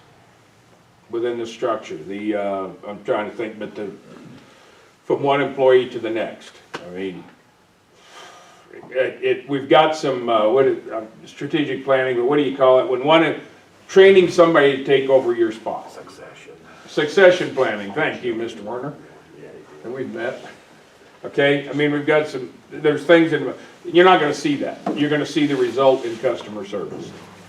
We did put fiber into KBR, and I was working at Bob Beatty's house this summer, and I asked him how things were going, and he said they would lose connection with something in Iowa that controls their electricity several times a day before. And he said the only time they lose anything now is if it's on the other end. He said he couldn't be happier. I mean, that's just what you're getting. I mean, I've got one question. You understand we do have to have a franchise agreement, don't you? There's never been a doubt in that, Video, Rod, yes. by our part. Yes. For the You do video understand. services? Huh? Yes, absolutely. And we'd like to, you know, I know it's potentially a point of contention, the right-of-way agreement. And good people can agree to disagree on, you know, what's legal, what's not. There have been a whole bunch of court cases out here We're not pretending, and I don't pretend to be an attorney. I'm not smart enough. There's case after case, some look good to us, some look good to the other side, right? There's net neutrality stuff out there, and it's a constantly moving target. I'll give you that. It's always changing. What won't change is our commitment as the local company to give you, as a city and the residents, great service. We're not that big national company that we don't care. We're here. We have to care. And that's what I think sets us really apart from, you know, a big company. We're part of the community. We can't afford to mess with the people that pay our bills and you know, win football games. And I mean, that's just who we are here. When we started just talking about expanded internet to Ainsworth, you know, I would never thought we would be where we are today. I would never thought some of the discussions that we have, some of the language, I mean, it's overwhelming to me, it really is. And I am trying to do my best to get caught up, to make the right decision. As I said right now, what is the right decision? You know, I hear your point, and I hear our point, and, you know, and all I want is what's right for the residents of Ainsworth. What's right, in my opinion, but I'm only, you know, one voice, is to give them really great service at a great price so they're happy. Because my job is to keep customers happy. If I keep customers happy, John lets me get a paycheck. If I don't keep customers happy, I don't get a paycheck. So I'm highly motivated to make sure that you guys are all happy. You know, if you want to keep it simple, but fair, you know, there's the whole Highway 20 strip, right? There's, you know, between O'Neill, where I reside, and we're building a network there, and Ainsworth here, we're right, not quite dab in the middle, you have Atkinson. They signed an agreement with a provider there, which we, you know, it's public record, we got a copy of it. We said, well, this looks fair to both sides. It doesn't have to be this long, drawn-out, 30-page agreement. We said, well, this should be the model, right? They had their attorneys look at it, you know, USA, who, you know who they are, right? They presented that agreement to Atkinson. They had the attorneys look at it. They said, yeah, this is fair to both sides. That's why we presented essentially the same agreement for your review, to say, hey, here's another option if we want to try and keep it simple. They didn't feel that, you know, USA, we're here, by the way. So we're not flying in once a week or twice a week or whenever to fix something. We got an office here, and we got the assistant general manager right here in town. So, you know, I don't think it has to be as complicated as it's been made out to be. And I would also tell you that I was totally amazed when I first time I come around and talked to all city councilmen. I mean, had you guys seen it? I mean, nobody knew about the intervention, the right-of-way agreement, as we turned into the DED and the franchise. I mean, I was going around, and Skylar, you knew about the net neutrality and some other things there, but there was no information. So do we need a franchise agreement? Yes. We've been paying the franchise. We've paid you, and the 2 years worth of that franchise agreement money was used in attorney fees right here. Okay? We've been paying it. Everybody's been getting along. It needs to come up to date. We said that from day one. We're ready to do it, and we're at the table. But when I start going around the city council, it was a vacuum. I mean, I don't think anybody was looking at it and moving. We thought we were moving forward in the past, but we weren't moving forward with the city council. Well, John, we had a committee, and that involved Brad and myself and the mayor, and then that got weaned off when the mayor resigned, so. But that was a way to avoid an expense, too. I mean, and we were full on engaged, yes. We're still trying, and yeah, I think we're doing a good job of avoiding expenses. Okay. But, you know, I don't want to cut anybody off, but this meeting is going on. We are not going to, in my mind, come to a franchise agreement tonight. I'm pretty sure, unless you guys have one you want to vote on. I mean, I presented two, and okay, so, because I never got any feedback in at all on them. Okay. Can I ask how much have you guys spent on attorney fees on this so far? well, it's in the record. I don't have that, I'm just curious. The only claim I've seen was over it was 18,000 and change. Is You, that right? you know what, and I apologize I know to what Travis, we spent. just Travis Mendorf, he's a board member, if for those that didn't know. Travis. And I'm sorry, I should have introduced you before, Travis. But,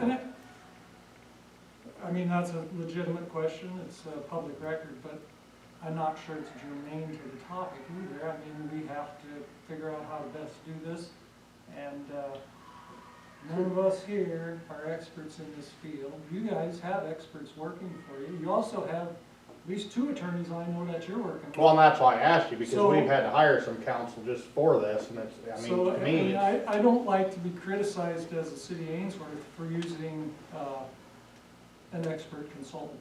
I think that's how you get the best result in the end. And it's Good. not free. Could I make a suggestion then? I'm perfectly willing to meet with the council without any attorneys, without consultants, just us two. I'm one of those optimists. If we could sit down with all the documents, you and me, and you tell me what your concerns are, I'll tell you what mine are, and we come up and we don't leave the room until we agree that here's a finished document. I don't need this, I don't like spending money on attorneys. I don't think you really want to spend money on attorneys. Can't we just figure out how to do this? If you want a second person with you, and I'll bring John with me, let's just fix this. We'd be happy to do that, I would be, but the But reality we is, have to agree that by the time we're done, when we walk out of that room, we have a document. I won't have an attorney, you won't have an attorney, you bring in, you pick your team, I'll pick my team, right? And we'll hash it out, and we'll walk out of there with an agreement that comes in front of the council for a vote. First of all, they don't have the authority I to do don't- something like that. I don't think we could approve an agreement. We could negotiate an agreement, that'd be great.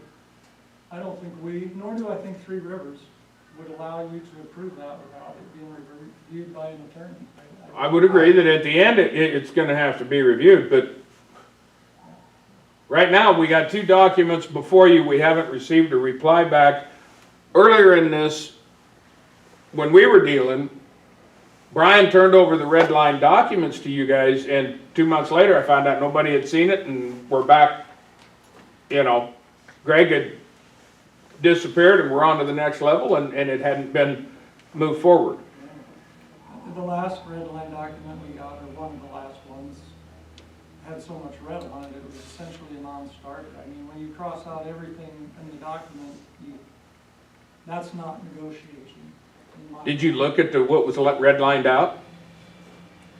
No, I haven't looked at it. There, Give me just a second here, because I think this becomes pertinent. you know, And some the of franchise things agreement, that that you had a $100,000 same letter way. of credit.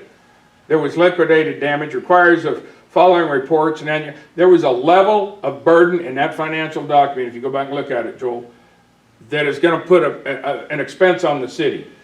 You're either gonna have to hire somebody internally, or the consultant has got a whole lot of stuff. Liquidated damages for abandonment defined as 72 hours of willful or cause for interrupted service greater than $500,000, $50 per subscriber. I'm just hitting some high points. Required to follow report, annual financials due. Impose specifications on video system design. Impose system test and inspection on conduct. That was a carbon copy from what was presented, or which we understand is a Lincoln document. Audit every 3 years, where 3 ever must pay the cost of the city up to $50,000. Okay? I'm sorry, it's wrinkled, it wasn't meant to hand off, but there's a list of, in our opinion, some of the wild and crazy stuff. Audit every 3 years, we pay the cost for $50,000. That was the red line document that had so much red on it, okay?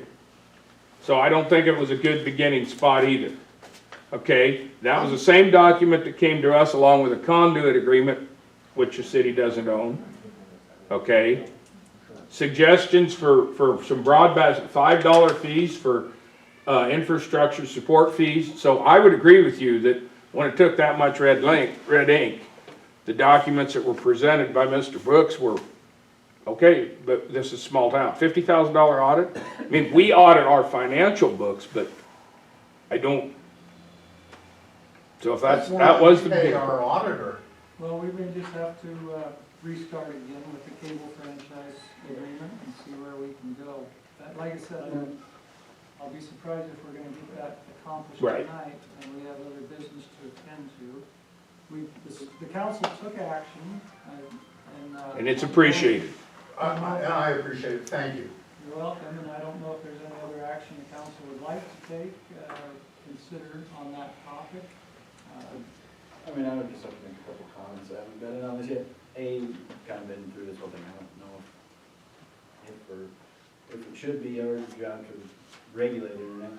B, I guess, and that kind of seemed like it from, has it been more the issue of just listing specific speeds that you have to adhere to? Has been one of the main hang-ups of that? I don't know that I'd characterize it as specific speeds. I think, and I'm gonna paraphrase, but you tell me if I'm wrong. The city wants to know if we say that we're giving you 250 by 250, that we're actually doing 250 by 250, right? I mean, in very simple terms. Or if we're selling 500 by 500, is Three River really doing 500 by 500? Or did they turn the dial down, and it's 300 by 300?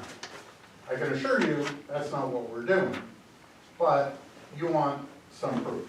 Well, the DED, although, like some state or federal government agencies, they get the grant first and then figure out how to administer what they gave you later.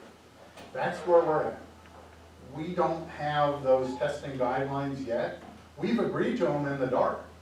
We said, okay, you give us the money, we'll agree to them, even though we don't even know what those are yet. But from what I hear, and I think, Mr. Brooks probably has better information on this than me. What I'm hearing is UNL, they have a team there and working with the state on developing a testing protocol. And so whenever that comes out, we're going to be required to adhere to it. But we don't even know what it is yet, so I don't know. That's why we said, can we just have an agreement, very simple pager that says, whatever those testing requirements are that the DED is going to require us to do, we'll meet them, and not only will we meet them, but we'll show you the results. And if you ask us, or even if, we can just put it on auto send, right? So when we get our test results from that testing thing, we'll share them with you. We're not out here to try and hide anything. We'll show you what we're doing. If the tests come back low, then what do you do? Well, then the state is gonna tell us, I presume, because they haven't said yet, but I presume the state's gonna say either bring it up to what it's supposed to be, or we'll claw back your $408,500. Do you not have internal methodology in order to check your, the strength of your signal and the speed or whatever that you need to do? I mean, you would know in advance what you're doing, right? Well, not only do we have that, but our internet customers that have Wi-Fi through our Plume devices will be able to individually speed test from each home. So what it'll do... You can do that now. Well, you can speed test now. The difference will be, if you're doing it on Wi-Fi, Wi-Fi isn't as fast as the fiber. And if you're on Wi-Fi and you have 6 devices, well, of course it's not going to test full speed. What you have to do is test from the modem out to a dedicated testing site. But then you have to say, well, where is that testing site? Is the testing site at UNL, so it's only a couple of internet hops away? Or is the testing site in Brazil? Or is it in Germany, right? So, because all of those will have a major impact on what is it tested. So we've agreed, whatever that protocol is, and it's not just Three Rivers, anybody who got the grant money in the state, they're gonna develop, okay, here's the test, here's where you test to, and we will make sure that we adhere to those guidelines. Because as I said, I don't wanna give them back $408,500. We're gonna make darn sure that we meet the minimum requirements. That's a big stick. We got the carrot, right? Okay, Three River, go build it. But the stick is like, you better deliver what you said you're gonna deliver, or we're gonna claw it back. There will be a device, Rod, called a plume. It's in the house. That tells you that we will be able to look at and you'll be able to check. That's the speed right there. When it goes into your house to however many objects you've got, that's beyond our control. But we will have a way to at least know what that is. So if we're not meeting it, you know, it won't be back to the deal at 4 o'clock, the kids start playing games and dad can't get on their internet, you know. And that'll, Fiber won't be that way, you won't see that drop off, but we're not saying, that's why you can't guarantee, because you don't know what the consumption and the devices are. And this plume will say, okay, I want to test to this speed test server versus that speed test server. So you can it'll become readily apparent when you look at it that, okay, if I'm speed testing to a server at Hamilton, it's going to look different than speed testing to a speed test server in Denver, right? It depends on where you're testing to. So we need a standardized way of doing it, and that's what the state is doing. We don't have it yet. I'd love to be able to tell you, here's how we're going to do it. I don't know. I just don't know. But when they publish it and they tell us, I promise you, you'll be the first to know. I don't know. But I know we have to adhere to it or we lose our money. This seems like a simple thing to do, that you would agree to give the speed that the people like Brad wants 250, he gets 250. Is there any problem of agreeing to do that? The issue is that today, and Mr. Brooks and I could agree to disagree on this, is there are various laws that are on the books today. Some are being challenged, some are being vacated, some are being upheld as to what municipalities can and can't enforce in terms of internet and broadband regulation. One of the things that we will do is, if there's a change of law and it's clear that the city has gained new powers to regulate, we can have a look back provision in the contract that says, hey, the law changed, right? Here's now what the new law is. Let's look back and renegotiate this. I would prefer not to call it regulation. I would prefer to say it's just a contract provision between the city and you. Okay, so well, you guys need to move on, and I want to get out of your way. I've taken you guys' time, but let me say this on that, Rod. If you want to step forward, and if you can charge your legal fees, but this is a bigger issue than what's going to be decided in this room amongst us. Whether or not the cities can charge, how much they can charge. There are those that believe that we're going to use this as a great new revenue source for our cities. When those laws come around and you can charge like that, we'll have to adhere to them. My point to that is, we need to move this thing forward. Let us get you the internet and do what we can do in this setting. Those questions that you've got, take them up the ladder, because they are bigger issues at the state legislature and in the federal government. Net neutrality, all that. I mean, Bush wanted one thing, Obama come in, and then Trump, and now we're back to the Democratic side. You give me, I mean, some of these issues are so much bigger in this room. Let's deal with what we got. And if we're not bringing it to you, you're the customer. Quit. Go down the road. I'll give you the number to Vieiro Verizon. There's other options out there. We're trying to bring you the biggest and best. You'll have other options, that you don't have to go with Three Rivers. You're not handicapped. Yep, let's get a video franchise figured out. Yeah, and Move from there. keep it at the scale right here we can deal with, and let us get out of your way. And the right of way, you know, we've looked at it and looked at it a few times. I don't think there's any question in our minds, the city's entitled to a right of way agreement, right? And that we can be and should be compensating you a fair amount for right of way. My only issue is, and the law kind of backs me on this, although again, I'm not an attorney, is that it has to be, you can't discriminate against Three Rivers, because that puts us at a competitive disadvantage. And we don't plan on doing it, we So, never did plan on doing it. If CenturyLink pays you $1 a foot, which I doubt they'd ever pay that much, well, just for argument's sake, right? If they pay you $1 a foot, we'll pay you $1 a foot. So we're not on a competitive disadvantage, right? We're the little guys. You know, I don't know whether John, you know, mentions you or not, but go get the big, you know, go slay the elephant there. If they say, you know, okay, yeah, we're gonna pay for right of way and here's what it looks like, hand it to me and I'll sign the same darn thing. But I can't be at a competitive advantage to a big behemoth like CenturyLink, now Lumen, right? They can crush me like a gnat. They're a lot bigger than me. They have a lot more resources.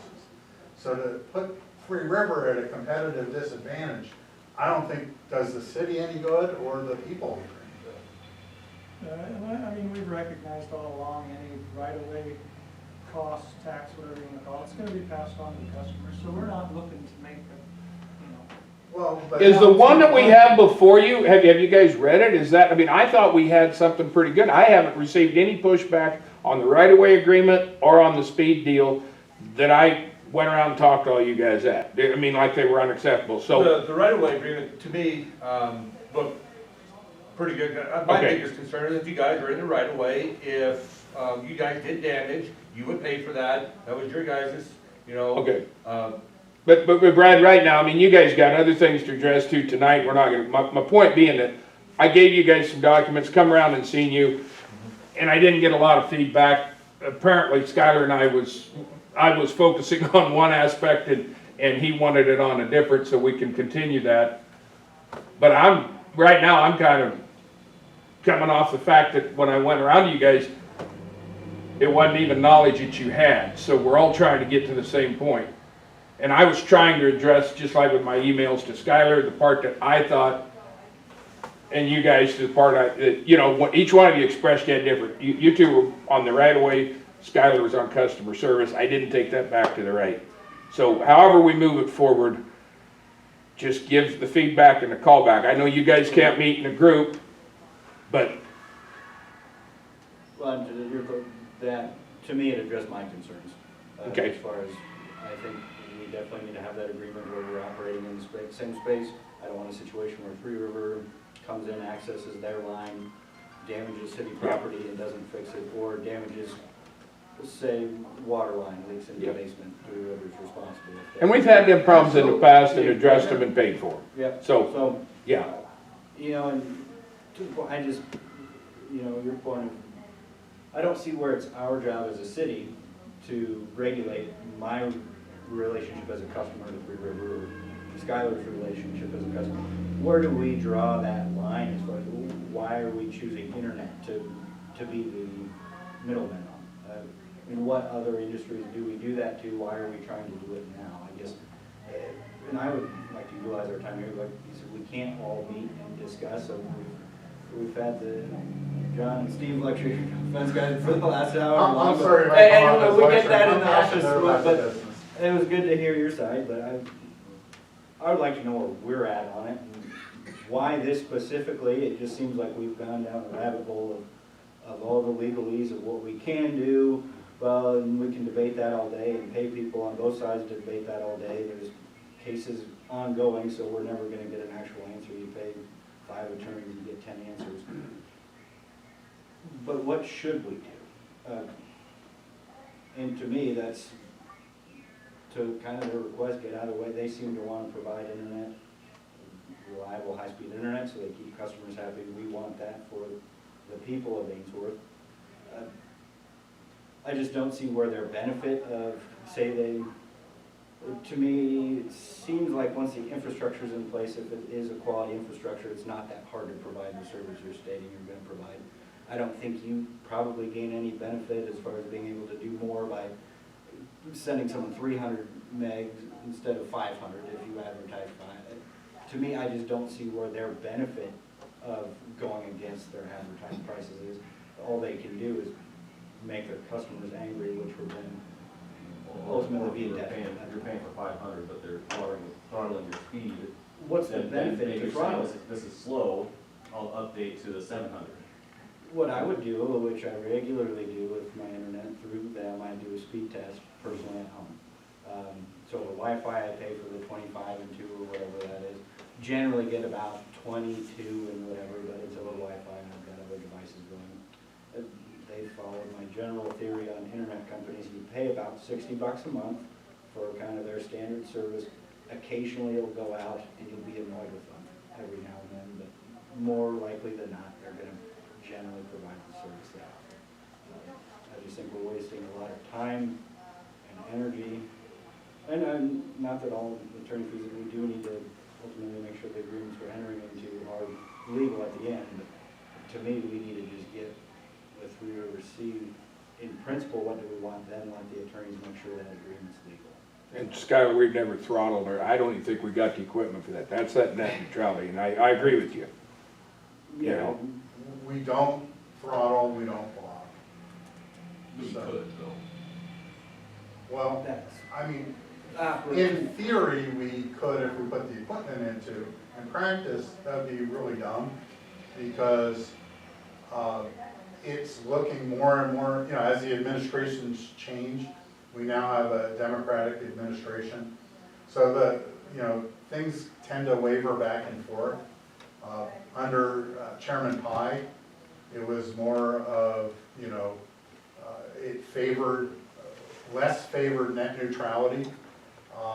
Although the big cable companies, you know, entered into agreements to stop them from throttling and blocking. The little guys have to really work for our business, and so we couldn't get away with it if we wanted to.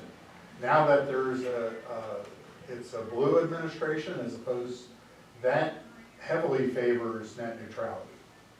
I would not be surprised to see some laws be passed, and that's. but we'll address them when they hit, Steve. We'll That's the address thing. it when it happens, but right now, you know, the FCC has been making the rules, but it hasn't been law, so it gets, every administration, it just wavers back and forth. But the pendulum has swung towards net neutrality. Don't hold it against me, but I, you know, grew up in a blue state. And, you know, personally, I'm not talking as the CEO of the company, I'm a big fan of net neutrality, and I was pretty upset when Chairman Pai did what he did. Because personally, I think that internet should be open, there shouldn't be throttling or blocking. I understand the reasons for some of the bigger companies who have direct connections with Netflix and so forth, and why they do what they do. That's not us.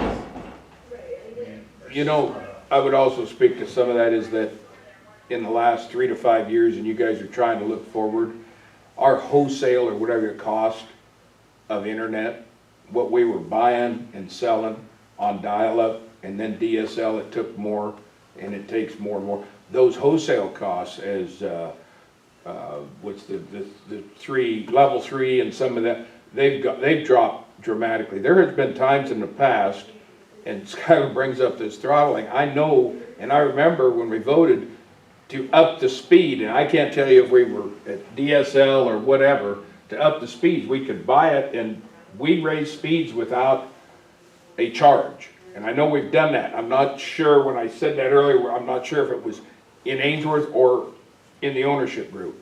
We just did it in Springview, not very long ago. Okay, so we've been, I mean, our behind the scenes costs are changing. So when you start looking too far forward, our view changes too, what we can bring and what the competition's gonna bring. And by the way, we have new competition now that you may or may not have heard of from satellite. And it's not your grandma's satellite anymore. The Starlink satellite system, we have a hot new competitor in town that can hit any of our customers both in town and outside of town. We have to make sure we're better, higher, lower latency, higher speed at a competitive cost, or we're gonna start losing to those guys. Elon Musk has a I don't lot think we of- can see our competition in 5 or 10 years. We'll So see what's there. we can't sit on our laurels. We have to make sure that we're doing the right things, or we're gonna get eaten up by the guys with a lot of money. I agree, we need to do the negotiations, together, we need to sit down and figure out what we're wanting as a council. I think in the last week, I know I am from here up to here now in, knowledge. I've gained a lot of knowledge, which has been very helpful on both sides. Now I know maybe a little bit more what I'm talking about, but I think we need to, as a council, figure out what we want, maybe the 10 things that we want, 5 things, knock them down to maybe the 2 top things that we need to do, and see if it is suitable for Three River, and get something signed, and On that note, do we have to table the agreements then, to review them, discuss, or no action is taken on that? I mean, you certainly can, but you just could also just. we acted on the intervention, and that's one thing the main thing we really wanted to do tonight is act on the intervention. Well, I mean, there's no specific agreements for discussion, I don't think there'd be anything really to table. Unless somebody has one. So I'm gonna suggest once more. Yeah, as I say. We've discussed this for well over an hour. Would anybody else like to kick that puppy one more time? Or can we move on to the? I would like to thank you guys for your time, and I want you to know that I don't want to keep coming to your places of business to try and chase this. So if we can find a time and place where we can all sit down. Some of you are getting paychecks or self-employed, and I've interfered with you twice. I appreciate your time on them, but let's find a better way to make this work. Well, I appreciate you coming to me, John, because it's been very helpful. That's where I was gonna say, I've got both sides of the story. I've got your side by doing that, so that helps me. Well, and it is hard to keep up on all of this stuff. This has helped, but it's trying to bring good, straight, truthful information. And I think a lot of what we've been doing on a one-on-one is putting rumors and dispelling things that really weren't, to me, weren't issues. And I've got a list of them here, but it's like, well, what do we, let's keep this at the level we can control. We're not gonna change Washington DC and Lincoln. Only time we see Lincoln is when they either want our vote or our money, One final thing, and I promise, 1 minute. There has been apparently a rumor going around that we're bankrupt or going bankrupt, we're in terrible financial condition, and if we don't get our co-bank refinanced, we're going under. Nothing is further from the truth. The only reason co-bank wants to refinance, have you ever seen a bank that approaches you and said, hey, we want to refinance you because you're going broke? They wouldn't come near us. Okay? They've approached us. They want to refi our higher interest debt because we borrowed with USDA or US. We've had that loan out there for 10 years. We can get a much better interest rate now with CoBank. Why wouldn't we? We're business people. We shouldn't have to pay more on interest than the market bears. And so, thank you. I said I don't want to give I have one last question. When is your guys' anticipation of hooking up residents? Very shortly. So, are you volunteering? No? Okay. So we're within a couple of weeks. I mentioned earlier that we have crews here. We have a specialist in from Atlanta, of all places, who drove in, got here yesterday. And fine-tuning the new equipment that we got. There's some new cards and pieces and parts, right? Once he's done with that, we're ready to start doing what are called drops. And the drops are the pieces of fiber from the pedestal into your house. So, like anything brand new, we want to test it. So we're looking for those who already have Three River cable or video or internet, so we can go side by side and say, okay, no guarantees on the new stuff, the fiber yet, because we're still fiddling around with it. But we would like some friendlies, right, to say, okay, here's what we're seeing at Three River, so we can fine tune it before we go what's called GA or general availability. So we're very close. So if We're done here with the maybe backbone for the grant. We're 60% no I will nil. put you at the top of the list. Thank you. I would, if any of you guys have heard, because according at the Public Service Commission, okay, Mr. Brooks here, you indicated that you have affidavits stating that someone in our operation told you guys that we were gonna go broke without this loan. So if any of you guys have heard that from us, we'd like to know who it is, because somewhere between the city of O'Neill and the city of Ainsworth, there's affidavits out there stating that fact. I've never heard it. I don't know Okay. anything about that, but I Okay. also know there's rumors around here that, you were talking about rumors, and there's rumors around here that the city is trying to hurt Three Rivers, and that's all BS too, so, you know, you gotta take it for what it's worth, sort through the shaft, and, move forward. Anything else, fellas, on that, or can we move to item J? City Administrator Kirk Trey. Thank you very much. Yeah, thank you. Thank you, guys. Thanks.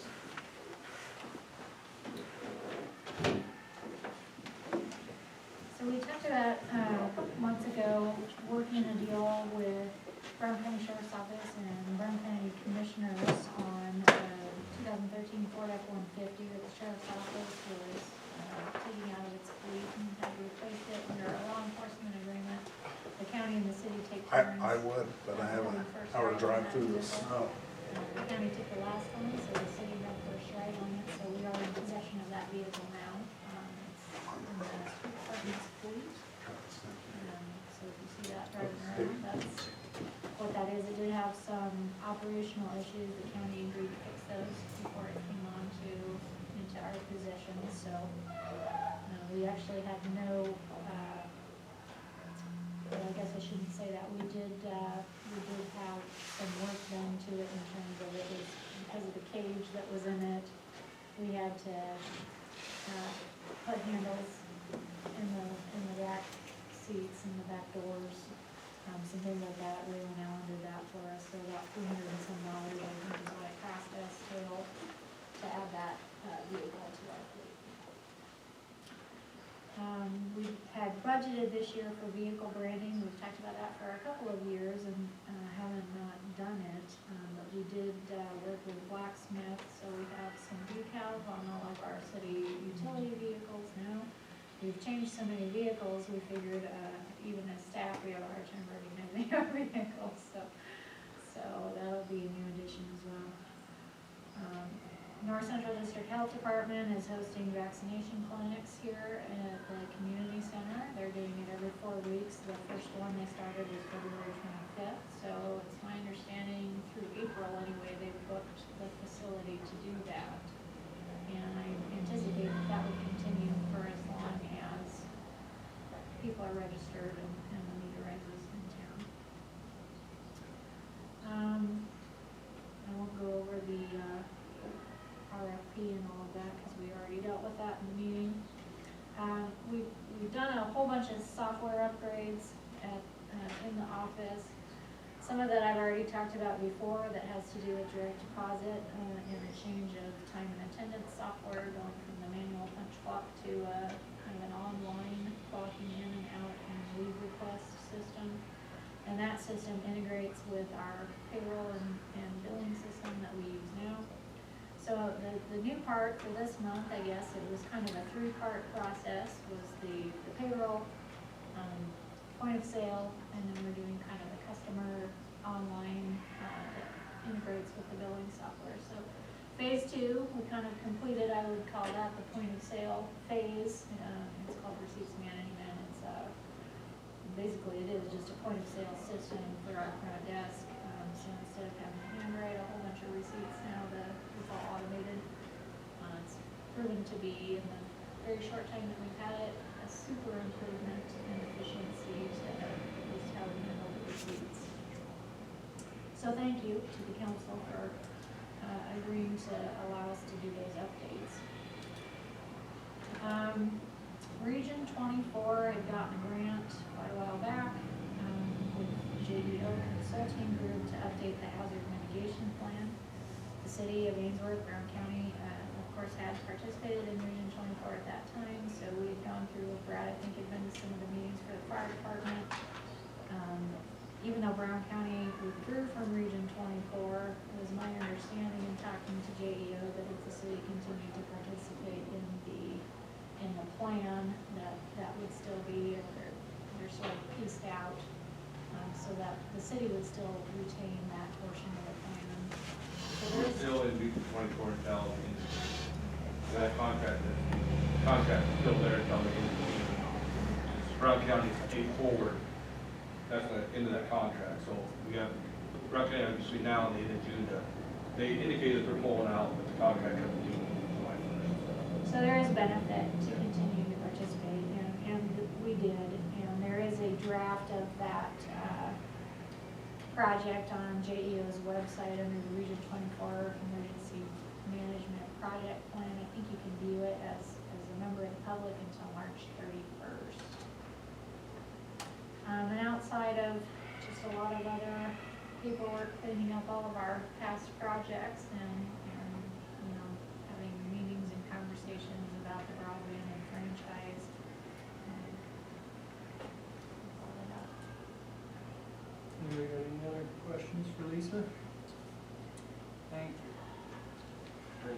I'd like to, well, I'd like to ask Mr. Brooks, I hate to ask this, but if you don't mind, would you volunteer, say, an hour of your time to join us for an hour of your time? Sure. You bet. Thank you. I would like to move into, or I motion that we move into executive session to discuss contracts. Excuse me, I didn't, to discuss what? Contracts. A motion?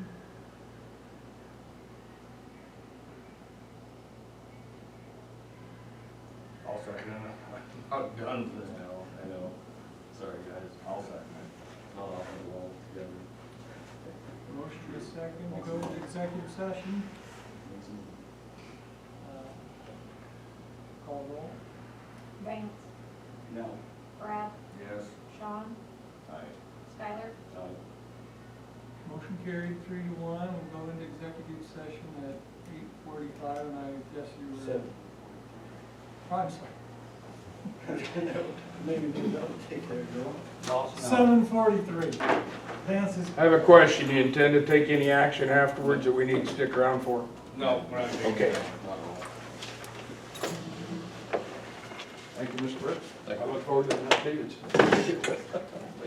Thanks. Take care. It's fine. Nice to meet you.